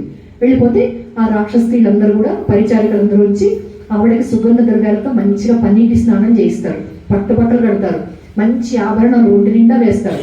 ఇప్పుడు సీత మళ్ళీ మహారాణిలాగా అయింది. అప్పుడు ఆవిడని పల్లకీలో తీసుకెళ్తాడు విభీషణుడు, వెంబడి పెట్టుకొని తీసుకెళ్తాడు. తీసుకెళ్ళి అక్కడ పల్లకి దిగిన తర్వాత అప్పుడు విభీషణుడు అంటాడు, అందరు పక్కకు తప్పుకోండి, అక్కడ ఉన్నారు రామలక్ష్మణులు, సుగ్రీవుడు, అందరూ అక్కడ ఉన్నారు. కాబట్టి అక్కడికి వెళ్ళాలంటే మీరందరూ తప్పుకోవాలి. ఈ వానరులందరూ ఏంటంటే సీతను చూడాలి. ఇప్పటిదాకా వాళ్ళు ఎవరు చూడలేదు సీతమ్మని. అందరూ ఎగబడుతున్నారు, అన్ని కోట్ల వానరులు, భూమి ఆకాశం అంతా కప్పేసింది మొత్తం. అంతమందికి సీతమ్మ ఎట్లా ఉంటుందో చూడాలి అని. వీళ్ళు ఏం చేశారంటే, ఈ విభీషణుడు తన భటులందరికీ చెప్తాడు, మీరందరూ పక్కకి నెట్టండి వానరులందరినీ అని చెప్తాడు. ఇప్పుడు ఈయన రాజ్యం కదా, వీళ్ళు భటులందరూ ఏం చేస్తారంటే వానరులందరినీ తోసేస్తూ ఉంటారు. జరగని జరగని సీత వస్తుంది రాముడి దగ్గరికి. ఇప్పుడు రాముడికి చాలా కోపం వచ్చింది. వాళ్ళందరూ ఎవరు అనుకుంటున్నారు, నా వాళ్ళు, నా పరివారం, ఇది రాముడి కృతజ్ఞత. ఇప్పుడు దాకా వాళ్ళ చేతంతా చేయించుకున్నాం, ఎంతమంది చచ్చారు. ఇంత జరిగిన తర్వాత ఇప్పుడు వచ్చేసి వాళ్ళెవరో పరాయి వాళ్ళు అన్నట్టు మాట్లాడితే ఎట్లా ఉంటుంది. అందుకని ఆయన అదేంటాడు, వాళ్ళు నా వాళ్ళు, వాళ్ళందరూ ఇక్కడే ఉంటారు, వాళ్ళు ఉండగానే సీత రావాలి, సీత అందరి ముందు వస్తే నష్టమేమీ లేదు అంటాడు రాముడు.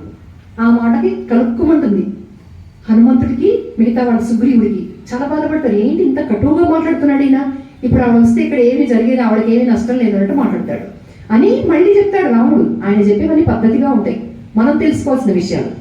ఉత్సవం అంటే ఫంక్షన్స్, అలాగే పెళ్ళిళ్ళు, పేరెంటాలు, శుభకార్యాలు, యుద్ధాలు, ఇట్లాంటి వాటన్నింటిలో స్త్రీలు చక్కగా బయటకు వచ్చి తిరగచ్చు అని చెప్పాడు. అది రామాయణం.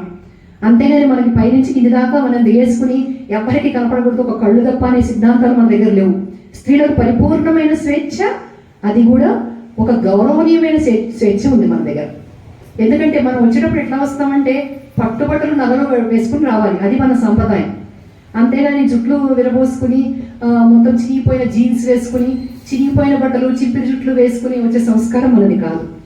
అందుకే దేవతా స్వరూపం ఉంటారు. దేవతలందరూ అంతే కదా, అమ్మవారు ఎప్పుడు పట్టుబట్టలు పెట్టుకుని ఉంటుంది, నగలు వేసుకుని ఉంటుంది, తలలో పువ్వులు పెట్టుకుని ఉంటుంది. అందుకే మనం కూడా అలా ఉండాలి. రూపేష్ లక్ష్మి అని చెప్పింది మన సంప్రదాయం. అంటే రూపేష్ లక్ష్మి అంటే ఒక స్త్రీని చూడంగానే మొహం మీద చూపులు ఆగిపోవాలి, అంత డిగ్నిఫైడ్గా ఉండాలి, అంత గంభీరంగా ఉండాలి. వెగిరితనాలు, నవ్వులు, షేక్ హ్యాండ్లు, మీద పడి జోకులు వేసుకోవడాలు ఇవన్నీ మనకు నిషిద్ధం.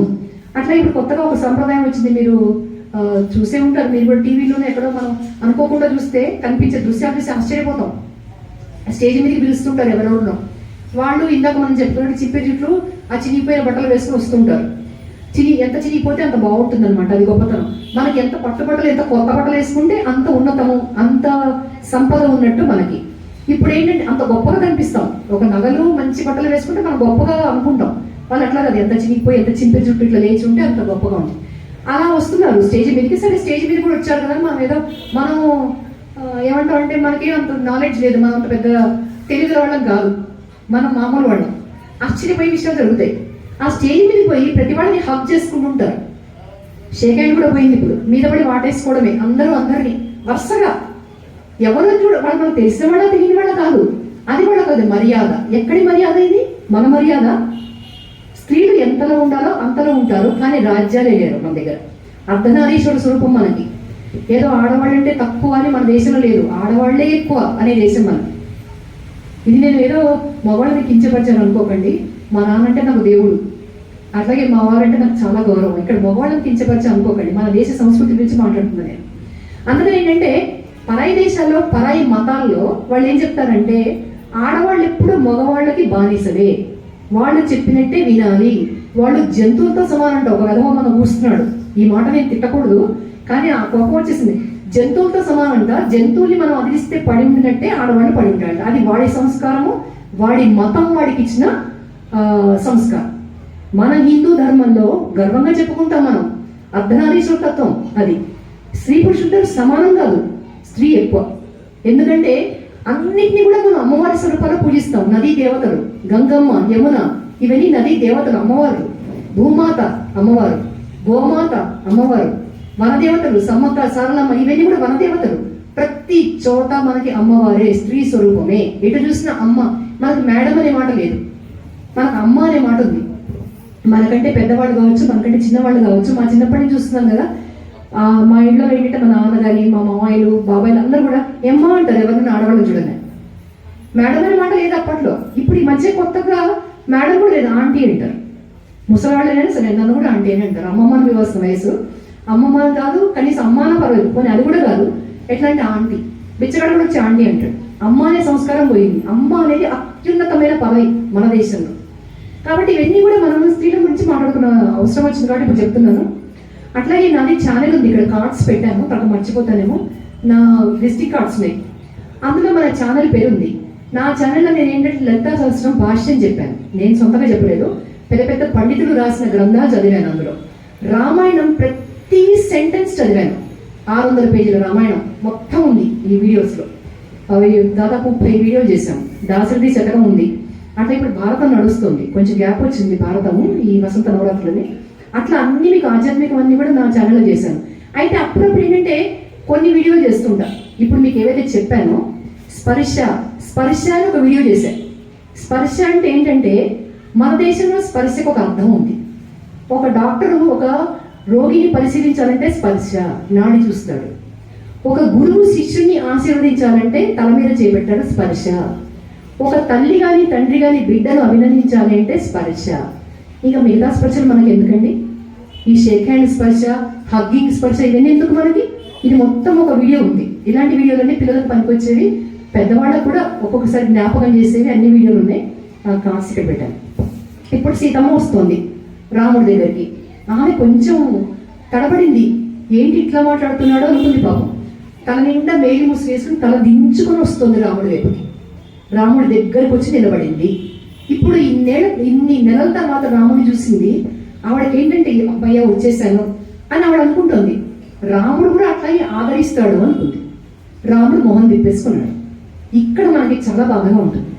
ఆ మొహం తిప్పేసుకుని ఆయన ఏమంటాడంటే ఆవంటుంది, ఆర్యపుత్ర నేను వచ్చాను అని ఒక్కసారి ఏడుస్తుంది. రాముడు చూడగానే ఆవిడ బర్స్ట్ అయిపోయింది. 1 సంవత్సరం పాటు తను పడ్డ బాధకి తన మనిషి తనకు వచ్చేసాడని ధైర్యంతో ఏడుస్తుంది. రాముడు మొహం తిప్పుకొని చెప్తాడు, నేను నా ధర్మం నిర్వర్తించాను. ఒక భార్యను కాపాడుకోవడం భర్త ధర్మం, అట్లాగే ఒక అధర్మం చేసేవాడిని వధించడం క్షత్రియ ధర్మం, ఒక రాజధర్మం. ఇవన్నీ నేను చేశాను. ఇక నువ్వు నీ ఇష్టం వచ్చి చోటికి అని అంటాడు. అంటే నువ్వు నాకు అక్కర్లేదు అని చెప్తున్నాడు. నువ్వు ఎటన్నా వెళ్ళు, సుగ్రీవుడి దగ్గరికి వెళ్తావా వెళ్ళు, సుఖంగా ఉండు. విభీషణుడి దగ్గరికి వెళ్తావా వెళ్ళు, భరతుడి దగ్గర ఉంటావా లక్ష్మణుడి దగ్గర ఉంటావా నీ ఇష్టం అని చెప్పేసి ఊరుకున్నాడు. అని సీత, నువ్వు నాకు ఎలా కనిపిస్తున్నావు అంటే కళ్ళకు జబ్బు చేసిన వాడికి దీపం ఎలా కనిపిస్తుంది అలా కనిపిస్తున్నావు అన్నాడు. ఈ ఒక్క మాటతో మనకు రాముడి మీద కోపం పోయింది. ఎందుకంటే ఆయన ఏమన్నాడంటే అక్కడికన్నా వెళ్ళి ఇక్కడికన్నా వెళ్ళి నా ధర్మం నేను చేశాను, లేకపోతే చేతగాని వాడు తన భార్యని ఎవరో అపహరిస్తే మామూలుగా ఊరుకున్నాడు, చేతగాలేదు, రక్షించుకోవడం చేతగాని వాడు అంటారు. నా వంశానికి చెడ్డపే. ఒక రాక్షసుని వధించకపోతే నా క్షాత్ర ధర్మానికే అది విరుద్ధం, కాబట్టి చేశాను నేను ఇష్టం అంటాడు. ఆ మాట అన్నప్పుడు మనకి రాముడి మీద మనకి ఎంత మన దేవుడైనా కూడా కొంచెం కోపం వస్తుంది. కానీ మళ్ళీ ఈ మాట ఏమన్నాడంటే కళ్ళకు జబ్బు చేసిన వాడికి దీపం సరిగ్గా కనిపిస్తుందా? కనిపించదు. దీపమే, దీపం వెలుగుతోంది, చక్కగా వెలుగుతుంది, దీపం ప్రకాశంతో వెలుగుతోంది. కానీ జబ్బు నాకుంది, నేను చూడలేకపోతున్నాను. నాకంటే ఈ జబ్బు వచ్చింది, దీపం మాత్రం అది అద్భుతం, అది పవిత్రమే, దీపం పవిత్రం, నాకు చూడడంలో దృష్టిలోపం ఉంది. అంటే సీత నువ్వు పవిత్రురాలువే, కానీ నేను ఆ దృష్టితో చూడలేకపోతున్నాను, కంటికి అడ్డం వచ్చింది, నీ పవిత్రత నాకు కనపడకుండా కళ్ళకు అడ్డం వచ్చింది అని చెప్పాడు. దాంతో ఆవిడే రోషం వచ్చింది. ఆవిడ అనేసింది అనమాట, నువ్వు ఇంత తెలివి తక్కువ వాళ్ళగా మాట్లాడతావని నేను అనుకోలేదు. మనం మామూలుగా చెప్పుకోవాలంటే అన్ఎడ్యుకేటెడ్, చదువు రాని వాళ్ళు, తెలివి తక్కువ వాళ్ళు, మూర్ఖులు, పామర జనం, పామరులు అంటే లేబర్ వాళ్ళు ఉంటారు. ఒక పామర పురుషుడు ఒక పామర స్త్రీతో, చదువు సందేహని వాళ్ళతో ఎలా మాట్లాడుకుంటారో అట్లా నువ్వు నాతో మాట్లాడుతున్నావు అంతే, అని నా స్థాయికి తగ్గ మాటలు కావు అంతే. అంతే కదా, సీత స్థాయి వేరు అని. ఇంకా అడుగుతుంది, చిన్నప్పటి నుంచి మనం కలిసిమెలిసి పెరిగాము, చిన్నతనంగా పెళ్ళయింది, మనం ఎంతో స్నేహితులము, మంచి స్నేహితులము, నువ్వేంటో నాకు తెలుసు, నేనేంటో నీకు తెలుసు, నేను నిన్ను తప్ప ఎవరిని చూడలేదన్న సంగతి కూడా నీకు తెలుసు, చూడను అని కూడా నీకు తెలుసు, మళ్ళీ ఎందుకు ఇట్లా మాట్లాడుతున్నావు? అట్లాంటి వాడికి నన్ను విడిపించాల్సిన అవసరం ఏమొచ్చింది, అక్కడే చచ్చిపోయేదాన్ని కదా అంటుంది. కానీ ఈ అవమానం భరించడం కంటే అదే నాకు నయం, చావు నయం. నాకు అభిమానం పౌరుషం ఉంది కాబట్టి సీత అన్నారు. సీత అట్లాగే తలంచుకుని ఏడుస్తూ కూర్చుంటే మనకు కూడా ఏమనిపించేది కాదు. కానీ పౌరుషం ఉన్న స్త్రీ, ఆవిడ స్త్రీ జాతికి ఒక ఆణిముత్యం. ఆయన నువ్వు అన్నావు కదా అని కాళ్ళ వెళ్ళబడుతూ ఆయన కాళ్ళ మీద పడిపోయి నన్ను క్షమించు, నేనేంటో నీకు తెలియదని వేడుకోలేదు, తిరగబడ్డది ఆవిడ. అప్పుడు ఆ మాట అన్నదన్నమాట, నేను ఇంత అవమానం ఇంతమందిలో భరించాక నేను బతకను, లక్ష్మణ అగ్ని పేర్చు అంటుంది. అంటే లక్ష్మణుడు రాముడి వైపు చూశాట, చితి పేర్చనా వద్దా, రాముడి పర్మిషన్ ఇవ్వాలి. రాముడు తల ఊపాడు, చితి పేర్చు అని రాముడు సంకేతం ఇచ్చాడు. క్లియర్గా ఉంది రామాయణం. అప్పుడు లక్ష్మణుడు ముందుకు వచ్చి చితి పేర్చాడు. ఆమె అందరికీ నమస్కారాలు పెట్టింది, అందరికీ దండాలు పెట్టి చితిలోకి ప్రవేశించింది. చితిలోకి ప్రవేశించినప్పుడు అప్పుడు ఏమైందంటే దేవతలు మొత్తం యావత్ దేవతలు 33 కోట్ల మంది దేవతలు ఆకాశంలో నిలబడ్డారు. అసలు ఆ యుద్ధం కాగానే వాళ్ళు అక్కడే ఉన్నారు. ఇప్పుడు శివుడు, బ్రహ్మ, ఇంద్రుడు అందరు దేవతలు అక్కడికి వచ్చారు. వచ్చి రామా నీకు సీత సంగతి తెలీదా? సీత మహాపతివ్రత. మొత్తం త్రిమూర్తులే చాటారు. మొత్తం ఆకాశం నుంచి దేవతాగణము, ఋషులు, వాళ్ళకంటే మించిన వాళ్ళు ఎవరు? యావత్ ప్రపంచానికి కాదు 7 14 లోకాలకి వాళ్ళు చెప్పారు సీత మహాపతివ్రత అని. ఇంతలో ఈయన ఏం చేశాడంటే ఆ వచ్చిన వాళ్ళలో దశరథుడు కూడా వచ్చాడు. పితృదేవతలు అంటారు, అంటే చనిపోయిన వాళ్ళు, మన పెద్దలు. వాళ్ళకి మనం పిండ ప్రదానం చేస్తుంటే వాళ్ళు సంతోషిస్తారని చెప్తారు. ఇప్పుడు దశరథుడు కూడా వచ్చాడు. ఇది చాలా బాగుంటుంది. ఇక్కడ మనకు ఎంతో తృప్తిగా ఉంటాయి అన్నీ కూడా. అయిపోయింది, చెడంతా పోయింది వీళ్ళకి. ఏ మంచి రోజులు వచ్చినాయంటే బాలకాండలో ఎంత సుఖంగా ఉందో ఇప్పుడు యుద్ధకాండ ఎండింగ్ లో చాలా సుఖంగా ఉంటుంది. దేవతలతో పాటు దశరథుడు కూడా వచ్చాడు. మంచి రథంలో వచ్చాడు దశరథుడు. మిలమిల మెరిసిపోతున్నట్టు ఆయన మంచి బట్టలు, నగలు, ఆభరణాలు వేసుకుని దశరథుడు కూడా వచ్చాడు తన కొడుకుల వైభవం చూడటానికి. వచ్చినప్పుడు ఆ దేవతలందరూ కూడా చెప్పారు సీత మచ్చలేదు సీతకి అని. ఇప్పుడు సీతని అగ్నిదేవుడు వెంబడబెట్టుకొచ్చాడు. అగ్నిదేవుడు చల్లబడిపోయాడు. సీతమ్మ శక్తి అగ్నిదేవుడి కంటే కూడా ఎక్కువ. అప్పుడు అగ్ని మహాలక్ష్మి ఆవిడ. మనం ఆవిడ లక్ష్మి అనే ధ్యానంతో చూస్తే అది మాత్రం ఇంక అసలు ఆవిడ కంటే ఎక్కువ ఎవరు మనకు కనపడదు. అప్పుడు అగ్నిదేవుడు ఆవిడ తీసుకొచ్చి చెప్పాడు, రామ ఈమెను స్వీకరించు, సీత మహాపతివ్రత, ఆవిడ స్పర్శ చేత నేను పవిత్రుడయ్యాను అని అగ్నిదేవుడు చెప్పాడు. చెప్తే అప్పుడు రాముడు అన్నట్ట, ఈ నిజం నాకు తెలుసు, కానీ ఇప్పుడు ఇంతమంది చెప్పలేదనుకోండి, లోకం ఏమంటుంది, నా ప్రజలు ఏమనుకుంటారు? రాముడు ఏదో 12 నెలలు అక్కడ సంవత్సరం పాటు రావణాసుడి దగ్గర ఉన్న స్త్రీని మళ్ళీ తెచ్చుకున్నాడు, రాముడికి ఇంగిత జ్ఞానం లేదు, రాముడు బలహీనుడు అని అంటారు. అందుకని నేను ఇది రుజువు చేయడానికే చేశాను అంటాడు. అయితే కొంతమందికి ఏమైనా డౌట్ వస్తే, మాట మార్చాడేమో రాముడు, ముందేమో అట్లా అన్నాడు, కోపంగా చూశాడు, మళ్ళీ ఇప్పుడు అంతా అయిపోయింది, అందరూ దేవతలు చెప్పారు కాబట్టి ఆ సీత సంగతి నాకు ముందే తెలుసు అని రాముడు అన్నాడు అని మనం అనుకోకూడదు. ఎందుకంటే సీత అగ్ని ప్రవేశానికి ముందు రాముడు తలదిప్పుకుంటాడు, కంటికి మంటికి ఏకధారలో ఏడుస్తూ ఉంటాడు. ఆయన నిజంగా సీతను వదిలేయాలి, సీత మీద అనుమానం అని అనుకుంటే ఏడ్చేవాడు కాదు. సీత వస్తున్నది అన్నప్పటి నుంచి ఆయన ఏడుస్తుంటాడు. సీత అశోకవనంలో మేనాలో వస్తున్నది, విభీషణుడు తెస్తున్నాడు అన్నప్పటి నుంచి ఆయన దుఃఖం మొదలవుతుంది. అంత అన్యోన్యమైన దంపతులు వాళ్ళిద్దరు కూడా. ఇప్పుడు అందరూ చెప్పిన తర్వాత నేను సీతమ్మ వస్తుంది రాముడి పక్కన నిలబడ్డది. దశరథుడు ఆ సంతోషం పట్టలేకపోయాడు. రాముడి మీద ప్రేమతో ఆయన చనిపోయాడు. ఇప్పుడు తన కొడుకుని కళ్ళారా చూసుకున్నాడు. ఆయన రాముడిని లక్ష్మణుడిని ఇద్దరిని దగ్గర తీసుకుని ఒళ్ళో కూర్చోబెట్టుకున్నట్టు దశరథుడు. ఇప్పుడు రాముడు లక్ష్మణుడు ఆయన నమస్కారం చేశారు. ఆయన వెంటనే రథం మీద తన ఒళ్ళో కూర్చోబెట్టుకుని వాళ్ళిద్దరిని ఆశీర్వదించి లక్ష్మణుడికి చెప్పాట, ముందు రాముడికి చెప్పాడు ఏమని, రామ నువ్వు చేసిన పని వల్ల, నీ అరణ్యవాసం వల్ల నాకు స్వర్గం వచ్చింది, నేను స్వర్గంలో ఉన్నాను, స్వర్గ సుఖాలు అనుభవిస్తున్నాను. ఎందుకు? కైకకి ఇచ్చిన వరాలు నిలబెట్టుకున్నాడు. అంటే ఇచ్చిన మాట నిలబెట్టుకుంటే స్వర్గం. అందుకే ఎవరికి తొందరపడి మాట ఇవ్వకూడదు, మాట ఇస్తే నిలబెట్టుకోవాలి. అందుకే ఇది అంటాడు అనమాట, ఇచ్చిన మాట నిలబెట్టుకునేటట్టు నన్ను చేశావు, నువ్వు కష్టాలు పడ్డావు, నువ్వు సీత లక్ష్మణుడు అందరూ కష్టాలు పడ్డారు, కానీ నాకు స్వర్గం దక్కింది, నీలాంటి కొడుకు ఉండాలి అని అంటాడు. అని లక్ష్మణుడితో అంటాడు, నాయన అన్నావు దగ్గరకు నువ్వు చేసిన సేవ ఎవ్వరూ చేయలేదు అని, నువ్వు ఎప్పటికీ సుఖంగా ఉండాలి, నీకు ఇదే నా ఆశీర్వాదం అని లక్ష్మణుడు కూడా దగ్గర తీసుకుంటాడు. అయినాక సీతమ్మతో కూడా దశరథుడు ఒక మాట చెప్తాడు, అమ్మా సీత, నా కొడుకుతో నువ్వు చాలా కష్టాలు పడ్డావు అడవిలో, కానీ ఇప్పుడు కూడా నువ్వు అగ్ని ప్రవేశం చేశావు, నువ్వు నాకు అక్కర్లేదు అని రాముడు అన్నాడు అని నువ్వు కోపం తెచ్చుకోవద్దు.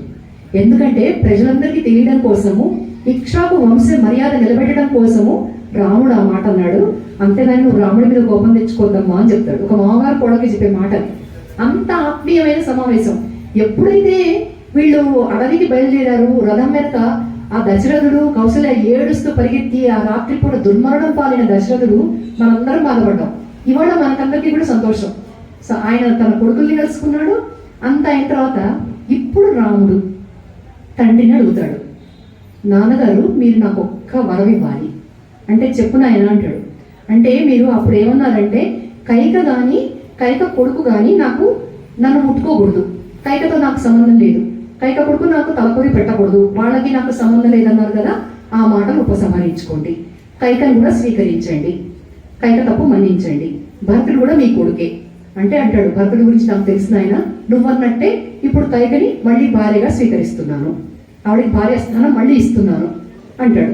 అలాగే భరతుడు తప్పు లేదు కాబట్టి భరతుడిని కూడా నువ్వు బాగా చూసుకో అని చెప్తాడు. అన్నయ్యాక సంతోషంగా వెళ్ళిపోతాడు దశరథుడు. తండ్రి స్వర్గంలో ఉన్నాడని తెలిసేసరికి రామలక్ష్మణులకి ఎంతో సంతోషం. ఇదైనాక ఇప్పుడు దేవతలు ఉన్నారు ఇంకా అక్కడ. ఆ దేవతలు ఏమంటారంటే, ఆ దేవతలుట ఎప్పుడన్నా మనం పిలిస్తే వచ్చినప్పుడు లేదా వాళ్ళకి ఇష్టమై వాళ్ళంతటా వాళ్ళే వచ్చినప్పుడు మనం ఒక మంచి పని చేస్తుంటే పిలవకుండానే వస్తారు దేవతలు. అందుకని ఇప్పుడు దేవతలందరూ వచ్చారు.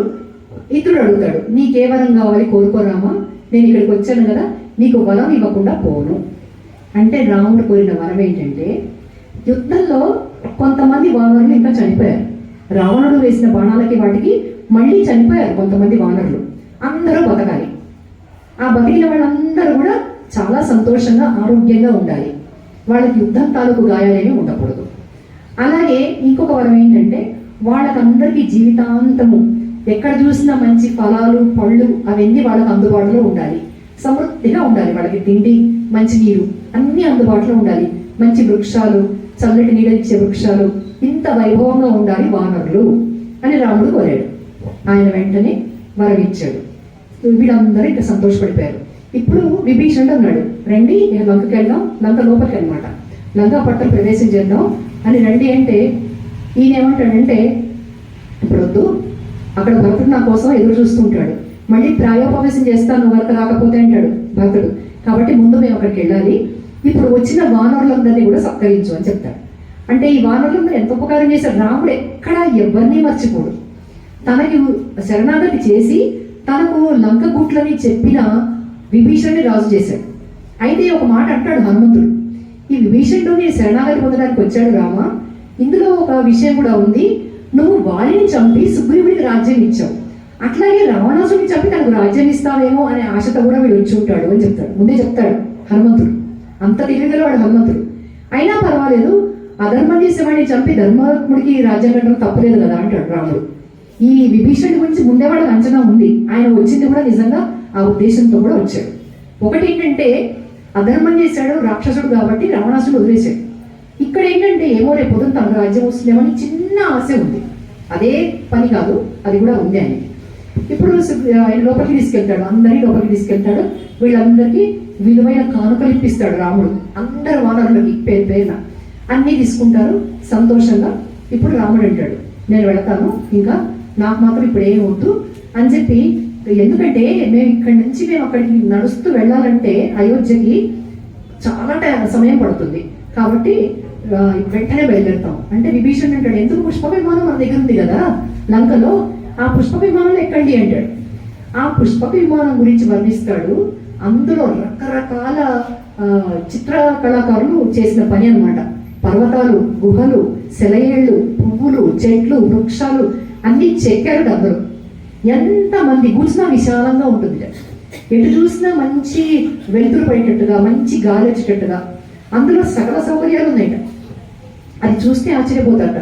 లోపల లక్ష్మీదేవి పెద్ద బొమ్మ చెక్కిచ్చారట, దానికి రెండు వైపులా ఏనుగులు కలశంతో ఆవిడకి అభిషేకం చేసిన దృశ్యాలు కూడా ఉన్నాయట. అంత బాగుంటుంది అది ఆ పుష్ప విమానం. అందరు ఎక్కారు. అందరు ఎక్కితే రాముడు సీతను తన పక్కనే కూర్చోబెట్టుకున్నాడు. ఆ సంతోషం ఇన్నేళ్ల తర్వాత మళ్ళీ కలుసుకున్నారు, 2 నెలల తర్వాత అని. అందరూ ఎక్కారు. ఎక్కిన తర్వాత ఆకాశంలో బయలుదేరి. అయితే సుగ్రీవుడు వీళ్ళు ఏమన్నారంటే, విభీషణుడు, రామ ఇప్పుడు వెళ్ళగానే నీకు పట్టాభిషేకం, ఎందుకంటే దశరథుడు చెప్పాడు వెళ్ళంగానే నీకు పట్టాభిషేకం, దశరథుడు ఇప్పుడు చెప్పాడు మళ్ళీ, అందుకని వెళ్ళగానే నీకు పట్టాభిషేకం జరుగుతుంది కదా, నీ పట్టాభిషేకం చూడాలని మా కోరిక అంటే సరే అన్నాడు రాముడు. అప్పుడు విభీషణుడు మళ్ళీ రాక్షసులు వాళ్ళ కుటుంబాలు, వాళ్ళ పిల్లలు, భార్యలు అందరినీ తీసుకుని మళ్ళీ పుష్పకమేమో ఎక్కారు. ఎక్కిన తర్వాత ఆకాశంలో ఎగురుతుంది. ఇప్పుడు మళ్ళీ అన్నీ చెప్తున్నాడు రాముడు. ఏంటంటే, ఇక్కడ మనము సీతని అంటాడు అనమాట, ఇక్కడ జటాయు చనిపోయాడు, ఇక్కడ మనం పంచవటిలో ఉన్నాము, ఈ చిత్రకూటం ఇవన్నీ చూపించుకుంటూ వస్తే ఆవిడ ఒక చోట ఆగమంటుంది అని కిష్కింద దగ్గర ఆగమంటుంది. ఇక్కడ ఆగి ఇప్పుడు మనం వానరులు కూడా వస్తూ ఉంటున్నారు ఎక్కడికి, పట్టాభిషేకం చూడడానికి అయోధ్యకి. కాబట్టి ఆ వానరుల కుటుంబాన్ని కూడా తీసుకెళ్దాం అంటుంది. వాళ్ళ భార్య పిల్లల్ని కూడా మనం కలుపుకుందాము, ఇంత మంచి వాళ్ళు ఈ వానరులు, వీళ్ళ భార్యని పరిచయం చేసుకోవాలంది నాకు అంటుంది. ఎంత స్నేహపూరితంగా ఉంటారు చూడండి. అంటే ముక్కుపోని తెలియదు, ఏదో అయిపోయింది మన పని, వాళ్ళతో మనకి ఎందుకు అని అనుకోలేదు. అందరినీ కలిపేసుకుంటారు. రాముడు సీత ఇద్దరు అందరినీ కలిపేసుకుంటారు. వానరుని కలుపుకున్నారు, ఇక్కడ రాక్షసుని కలుపుకున్నారు, అందరూ ఒకటి వాళ్ళకి. అటు పక్షుల్ని కలుపుకున్నారు. సమస్త ప్రాణికోటి సీతారాములకు ప్రాణమే. అయిన తర్వాత ఇక్కడ ఆపిన తర్వాత చెప్తాడు గబగబా సుగ్రీవుడు చెప్తాడు, మీరు వానరులందరూ కూడా ఆడవాళ్ళందరూ కూడా వచ్చేయండి, మనందరూ అయోధ్యకి వెళ్తున్నామని. వాళ్ళందరూ కామరూపం, అంటే అందరూ కూడా మనుషుల వేషాలు వేసుకుని అందరూ వచ్చేసారు. అందరూ కూడా అందమైన అమ్మాయిలాగా తయారైపోయారు వానర కన్యలు. ఈ సుగ్రీవుడి భార్య వీళ్ళందరూ అనమాట నగలు వేసుకున్నారు, మంచి బట్టలు వేసుకున్నారు. ఓ మనంగా అయోధ్యకి వెళ్ళిపోతున్నామని అందరూ మళ్ళీ పుష్పకం ఎక్కారు. ఈ లోపల మళ్ళీ భరద్వాజాశ్రమం దగ్గర దిగారు సీతారాముడు. భరద్వాజుడు ఆశీర్వదిస్తాడు. అంత శుభమే జరుగుతుంది. ఆకర్షుడిగా దిగుతారు. అంతా అయిన తర్వాత భరద్వాజుడు అడుగుతాడు, నా తమ్ముడు ఎట్లా ఉన్నాడు, భరతుడు నీకు ఏమన్నా తెలుసా అని అడుగుతాడు రాముడు. భరతుడు క్షేమంగా ఉన్నాడు, నీ తరఫునే రాజ్యపాలన చేస్తున్నాడు, చాలా సుభిక్షంగా ఉంది, రాజ్యం చాలా అభివృద్ధి చేశాడు అని చెప్తారు. చెప్పిన తర్వాత ఇక సరే వెళ్తూ అప్పుడు హనుమంతుడికి చెప్తాడు రాముల వారు, నువ్వు ముందెళ్ళు, అతను నంది గ్రామంలో ఉన్నాడు, భరతుడు మునివేషధారియే ఉన్నాడు, కాబట్టి నువ్వు భరతుడి దగ్గరికి వెళ్ళి ఒకసారి అతనితో మాట్లాడేటప్పుడు చెప్పు, ఇట్లా రాముడు వస్తున్నాడు, సీతతో సహా వస్తున్నాడు అని చెప్పు. చెప్పినప్పుడు అతని మొహం చూస్తూ ఉండు, మొహంలో భావాలు ఎలా ఉన్నాయి. ఒకవేళ ఎందుకంటే రాజ్యం అనేది చూస్తే ఎవరైనా ఆకర్షణ పుడుతుంది. ఇన్ని నెలలు తనే పరిపాలించినప్పుడు ఇంత ధనాన్ని, ఇంత సంపద, కోసల దేశం అంటే సామాన్యమైనది కాదు, అత్యంత సంపన్నమైన దేశం భూమండలం మీద. కాబట్టి అది చూసాక అతనికి ఆశ కలిగిందేమో, మొహం చూసి నాకు చెప్పు. ఒకవేళ భరతుడికి కనుక అలాంటి ఆశ కలిగింది అంటే నేను ఆ రాజ్యం మొత్తం భరతుడికి ఇస్తాను, అంతేగాని భరతుడి మీద కోపం కాదు, భరతుడు ఇష్టపడగానే మళ్ళీ తను తీసుకోవడం ఆయనకి ఇష్టం లేదు అని చెప్తాడు. చెప్తే సరే హనుమంతుడు వెళ్తాడు. వెళితే ఈ మాట చెప్పంగానే చాలా సంతోషిస్తాడు భరతుడు. అసలు ఆనందం పట్టలేకపోతాడు. ఆయన పద మా అన్నయ్య చూడాలి ముందు అంటాడు అని అక్కడికి వస్తారు. అయితే ఈ లోపల ఏం చేస్తాడంటే అందరికి కబురు చేస్తాడు, అయోధ్యకి కబురు చేస్తాడు. అయోధ్యలో కౌసల్య, సుమిత్ర, కైకేయి పరివారము, తమ్ముళ్ళు అంటే శత్రుఘ్నుడు అందరూ వస్తారు. పరివారము అయోధ్య ప్రజలు కూడా వస్తారు. రాముడు వస్తున్నాడంటే అది పండగ వాళ్ళందరికీ. అన్ని గొడుగులు, రథాలు, ఏనుగులు అవన్నీ తీసుకుని వస్తారు వాళ్ళకి స్వాగతం చెప్పడానికి. అప్పుడు భరతుడు వీళ్ళందరినీ తీసుకుని ఊరి బయటకు వస్తాడు. ఊరి బయట కదా పుష్పక విమానం దిగుతుంది అని. అక్కడ ఎవరు లేరు. ఇదేంటి, నువ్వు నిజం చెప్పావా లేకపోతే వానర బుద్ధి కాబట్టి అలా చెప్పావా అని హనుమంతుడిని అడుగుతాడు. లేదు, వాళ్ళు భరద్వాజుడి దగ్గర ఒక రోజు ఆగుతున్నారు, అందుకని ఆలస్యమైంది అంటారు. భరద్వాజముని అంటాడు, ఎట్లా వెళ్ళిపోతున్నావు రామా, వచ్చినప్పుడు కష్టాల్లో వచ్చావు, ఇప్పుడు సుఖంగా వెళుతున్నావు, ఒక్కరోజు మా దగ్గర ఉండు అంటాడు. అందరూ ఉంటారు. అందుకని హనుమంతుడిని పంపించాడు. మళ్ళీ ఆలస్యం అయితే భరతుడు కంగారు పడతాడేమో అని ముందు హనుమంతుని పంపించాడు అనమాట. ఏం చెప్పాడు, వచ్చాక వీళ్ళని ముందు నందిగ్రామం ఆశ్రమం దగ్గర తీసుకెళ్తారు. అక్కడ తీసుకెళ్ళాక వాళ్ళు క్షురకులు అంటే మంగళి వాళ్ళని పిలిపిస్తారు. పిలిపించి రాముడు, లక్ష్మణుడు అందరూ కూడా క్షురకర్మ చేయించుకుంటారు. అనంతములు అందరూ కూడా చేయించుకున్నాక ముందు స్నానం చేయడానికి సుగ్రీవుణ్ణి, విభీషణుణ్ణి వీళ్ళందరినీ ముందు పంపిస్తాడు రాముడు. వీళ్ళు తనకు ప్రాణం కంటే ఎక్కువైన వాడు. కృతజ్ఞత, ఒక మేలు చేసిన వాడిని ఆయన ఎప్పటికీ మర్చిపోడు. అడుగడుగున తలుచుకుంటాడు, అడుగడుగున వాళ్ళకి ఎంతో ఆదరణ ఇస్తుంటాడు. వీళ్ళందరూ వెళ్తారు. అందరూ మంచి మంచి బట్టలు, విలువైన వస్త్రాలు వేసుకుంటారు. రథాల మీద, వాటి మీద అయోధ్యకు బయలుదేరారు. అయోధ్యకు బయలుదేరినప్పుడు అక్కడ వచ్చేసరికి రాముడి భవనం ఉంది. రాముడు ఏం చేస్తాడు, తన భవనానికి వెళుతూ సుగ్రీవుని తీసుకెళ్తాడు లోపలికి. సుగ్రీవుని ప్రముఖులందరినీ కూడా తన అంతఃపురం, అది స్వయంగా రాముడు సీత మాత్రమే ఉండే అంతఃపురం, అక్కడికి తీసుకెళ్ళాడు. కానీ అక్కడ ఏం లేవు కదా, అంతకుముందు అన్ని దానం చేశారు. భరతుడికి చెప్పాడు, భరత అన్ని మొత్తం ఏర్పాట్లు చేయించు అంటే ఇన్ని వందల వేల మందికి కూడా రాముడితో సమానమైన ఏర్పాట్లు చేశారు.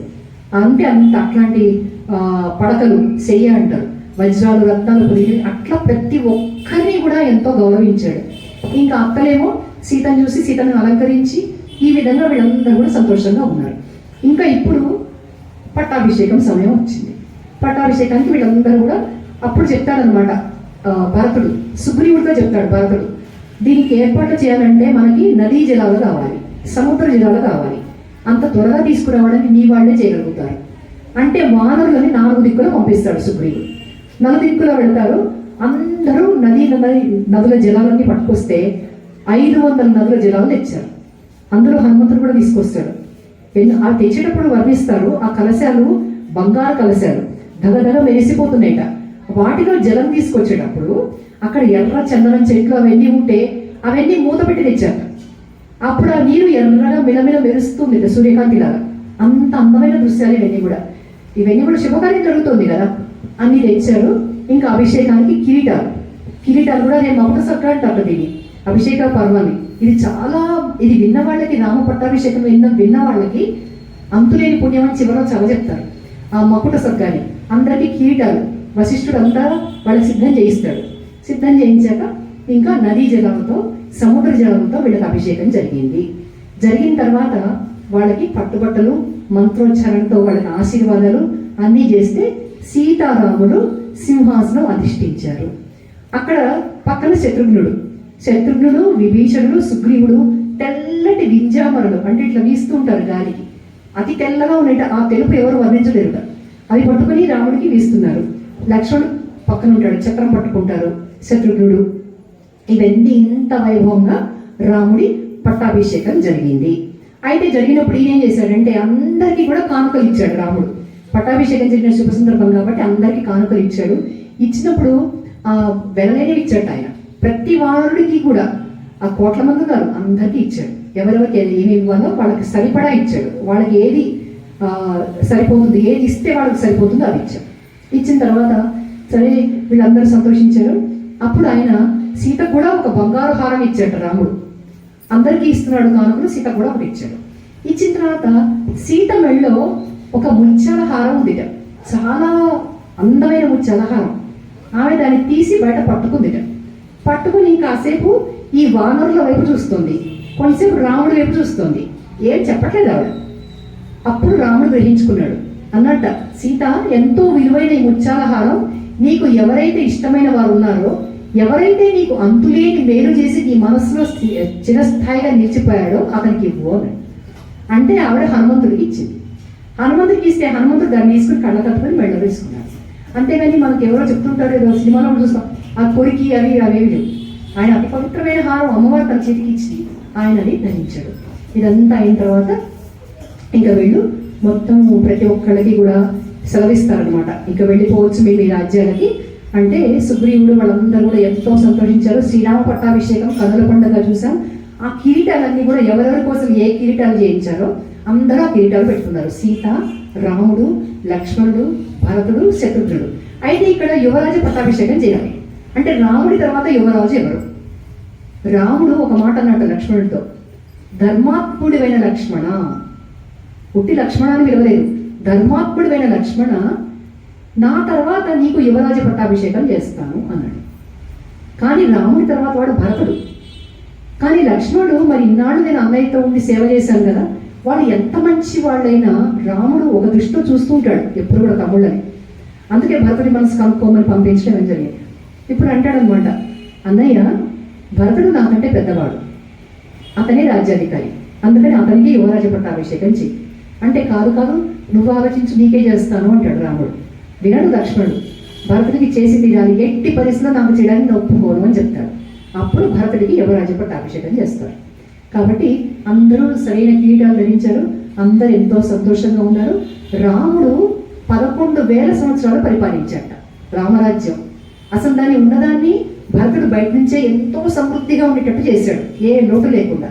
రాముడు దాన్ని ఇంకా అభివృద్ధిలోకి చేశాడు. అయితే మనకి రామాయణం త్రేతాయుగంలో జరిగిన రామాయణం మనకి ఎట్లా తెలిసింది? ఇప్పుడు మన దాకా ఎట్లా వచ్చింది? మధ్యలో ద్వాపరయుగం ఉంది. మరి ఎవరు రాశారు? అసలు ఎట్లా తెలిసింది మనకి? నిజమేనా అబద్ధమా అంటే, వాల్మీకి మహర్షి ఆశ్రమంలో లవకుశులు ఉన్నారు, సీత కొడుకులే. అదంతా ఉత్తర రామాయణంలో వస్తుంది, సీతను రాముడు పరిత్యాగం చేయడం అవన్నీ. అప్పుడు లవకుశులు వాల్మీకి ఆశ్రమంలో పుట్టారు. ఆ లవకుశులకి నేర్పించాడు వాల్మీకి. రామాయణం మొత్తం ప్రతి చిన్న విషయం కూడా ఇప్పుడు వాల్మీకి ఏవైతే రాశారో అది మొత్తము ఈ లవకుశులు గానం చేయడం మొదలుపెట్టారు, నేర్చుకున్నారు.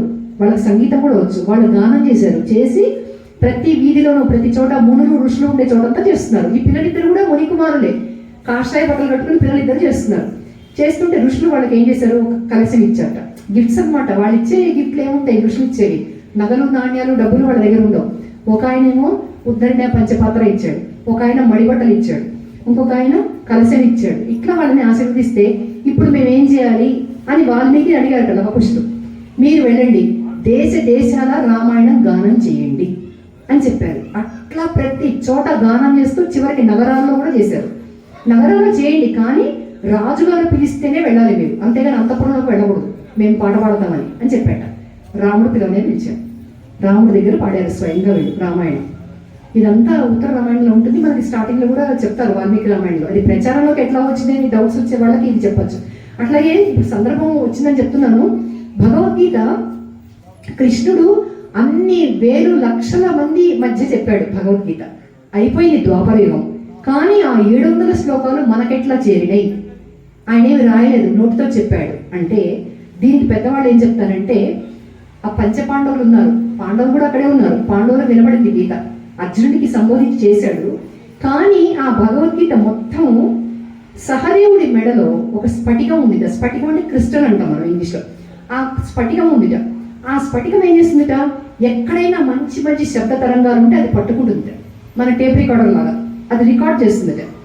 ఈ విధంగా సహదేవుడి మెడలో ఉన్న స్ఫటికం మొత్తం భగవద్గీతని, విష్ణు సహస్రనామాలు ఇవన్నీ కూడా అది పట్టుకుందిట. అది ఆ రకంగా ఆ శబ్ద తరంగాలు తర్వాత రాశారు. ఆ విధంగా మనకు ప్రచారంలో వచ్చింది అని చెప్తారు. ఈ విధంగా రామాయణము భగవద్గీత ఇవి మనకు ప్రచారంలోకి వచ్చినాయి. సరే, ఇక్కడ ఇది వీళ్ళందరూ కూడా సుఖంగా ఉంటారు. రాముడు వీళ్ళని అభినందించి లవకుశుని పంపించేశాడు. ఇది మనకు మొదట్లో చెప్తారు. చివరిలో రామాయణంలో చివరికి ఏం జరిగిందంటే, పట్టాభిషేకం అయిన తర్వాత రాముడు ఎక్కడ తప్పు చేయకుండా, ఎక్కడ అధర్మం అనే మాటే రాకుండా తన రాజ్యంలో ప్రతి ఒక్కరూ ధర్మం పాలించే విధంగా 11,000 సంవత్సరాలు పరిపాలన చేశాడు. ఇక్కడికి అయిపోయింది. చివరిగా ఏంటంటే ఫలశ్రుతి చెప్పారు వాల్మీకి మహర్షి. ఈ రామాయణం విన్నవారికి, ముఖ్యంగా విన్నవారికే చెప్పారు, చదివిన వారికి ఇవన్నీ సరే, విన్నవారికి అందరికీ కూడా పిల్లలు ఉన్న వాళ్ళకి పిల్లలు చాలా అభివృద్ధిలోకి వస్తారు. ధనం కోరుకునే వాళ్ళకి ధనం కావాల్సినంత మనం వద్దన్నా వస్తూనే ఉంటుందిట.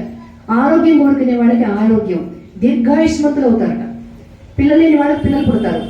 అట్లాగే పుట్టే పిల్లలు కూడా చాలా బలవంతులై మంచి పేరు తెచ్చే పుత్రులు కలుగుతారు. ఈ విధంగా చెప్తారు. ఇంకొకటి ఏంటంటే, ఈ రామాయణం వినేవారు మనస్సు పెట్టి వింటున్న చోట, ఎక్కడైతే మనసు పెట్టి వింటున్నారో వాళ్ళ దగ్గర రాముడు వస్తాడట. రాముడే కాదు, విష్ణుమూర్తి లక్ష్మీదేవితో గరుత్మంతుడి మీద నుంచుని వింటూ ఉంటాడట. ఆ వినేవాళ్ళ మధ్య ఆయన ఉంటాడు, వినేవాళ్ళందరినీ ఆశీర్వదిస్తాడట. ఎందుకంటే ఇంత పెద్ద కథని ఓపిక వింటున్నారు అంటే ఆయన మీద ప్రేమతో. ఇంతమంది ధర్మాన్ని, అంటే రాముడు అంటే ధర్మం, ధర్మాన్ని గురించిన కథ వినాలి అనే ఆసక్తి ఎవరికి ఉందో వాళ్ళందరూ ధర్మాత్ములే. ఇంతమంది ధర్మాత్ములు ఉన్నారా నా దగ్గర అని చెప్పి విష్ణుమూర్తి లక్ష్మీదేవి వచ్చి పైన ఉంచుని ఆశీర్వదిస్తారు. ప్రతి ఒక్కరిని పేరు పేరున అభినందించి ఈ వినేవాళ్ళందరినీ వాళ్ళు గుర్తుపెట్టుకుంటారు. గుర్తుపెట్టుకుని వీళ్ళకి ఎంత మేలు చేయాలో అంత చేస్తారు. మనం అడగక్కర్లేదు, మనం అడగకుండానే ఇక్కడ కూర్చుని వింటున్న వాళ్ళందరి మనసులో ఏ కోరికలు ఉన్నాయో అవి తీరుస్తారు. అదే రామాయణం. ఇంకొకటి ఏంటంటే, ఈ రామాయణం ఎవరైనా రాస్తే, అంటే ఒక్కొక్క పేజీ చొప్పున రాసినా పర్వాలేదు, అలాంటి వాళ్ళు చివరికి స్వర్గానికి వెళ్ళిపోతారు. ఇది విన్న వాళ్ళందరికీ మళ్ళీ జన్మ లేదు. ధనధాన్యాలు, సుఖ సంతోషాలు, ఆయురారోగ్యాలు సమస్తము మనశ్శాంతితో సహా పుత్రపోత్రాభివృద్ధిరస్తుగా శ్రీరాముడు సీతమ్మ మనల్ని దీవిస్తారు అని చెప్తోంది వాల్మీకి రామాయణం. ఇంతటితో ఇవాళతో మన వాల్మీకి రామాయణం అయిపోయింది. వింటున్న మీకు అందరికీ పేరు పేరున నమస్కారాలు, ధన్యవాదాలు. జై శ్రీరామ్, జై శ్రీరామ్.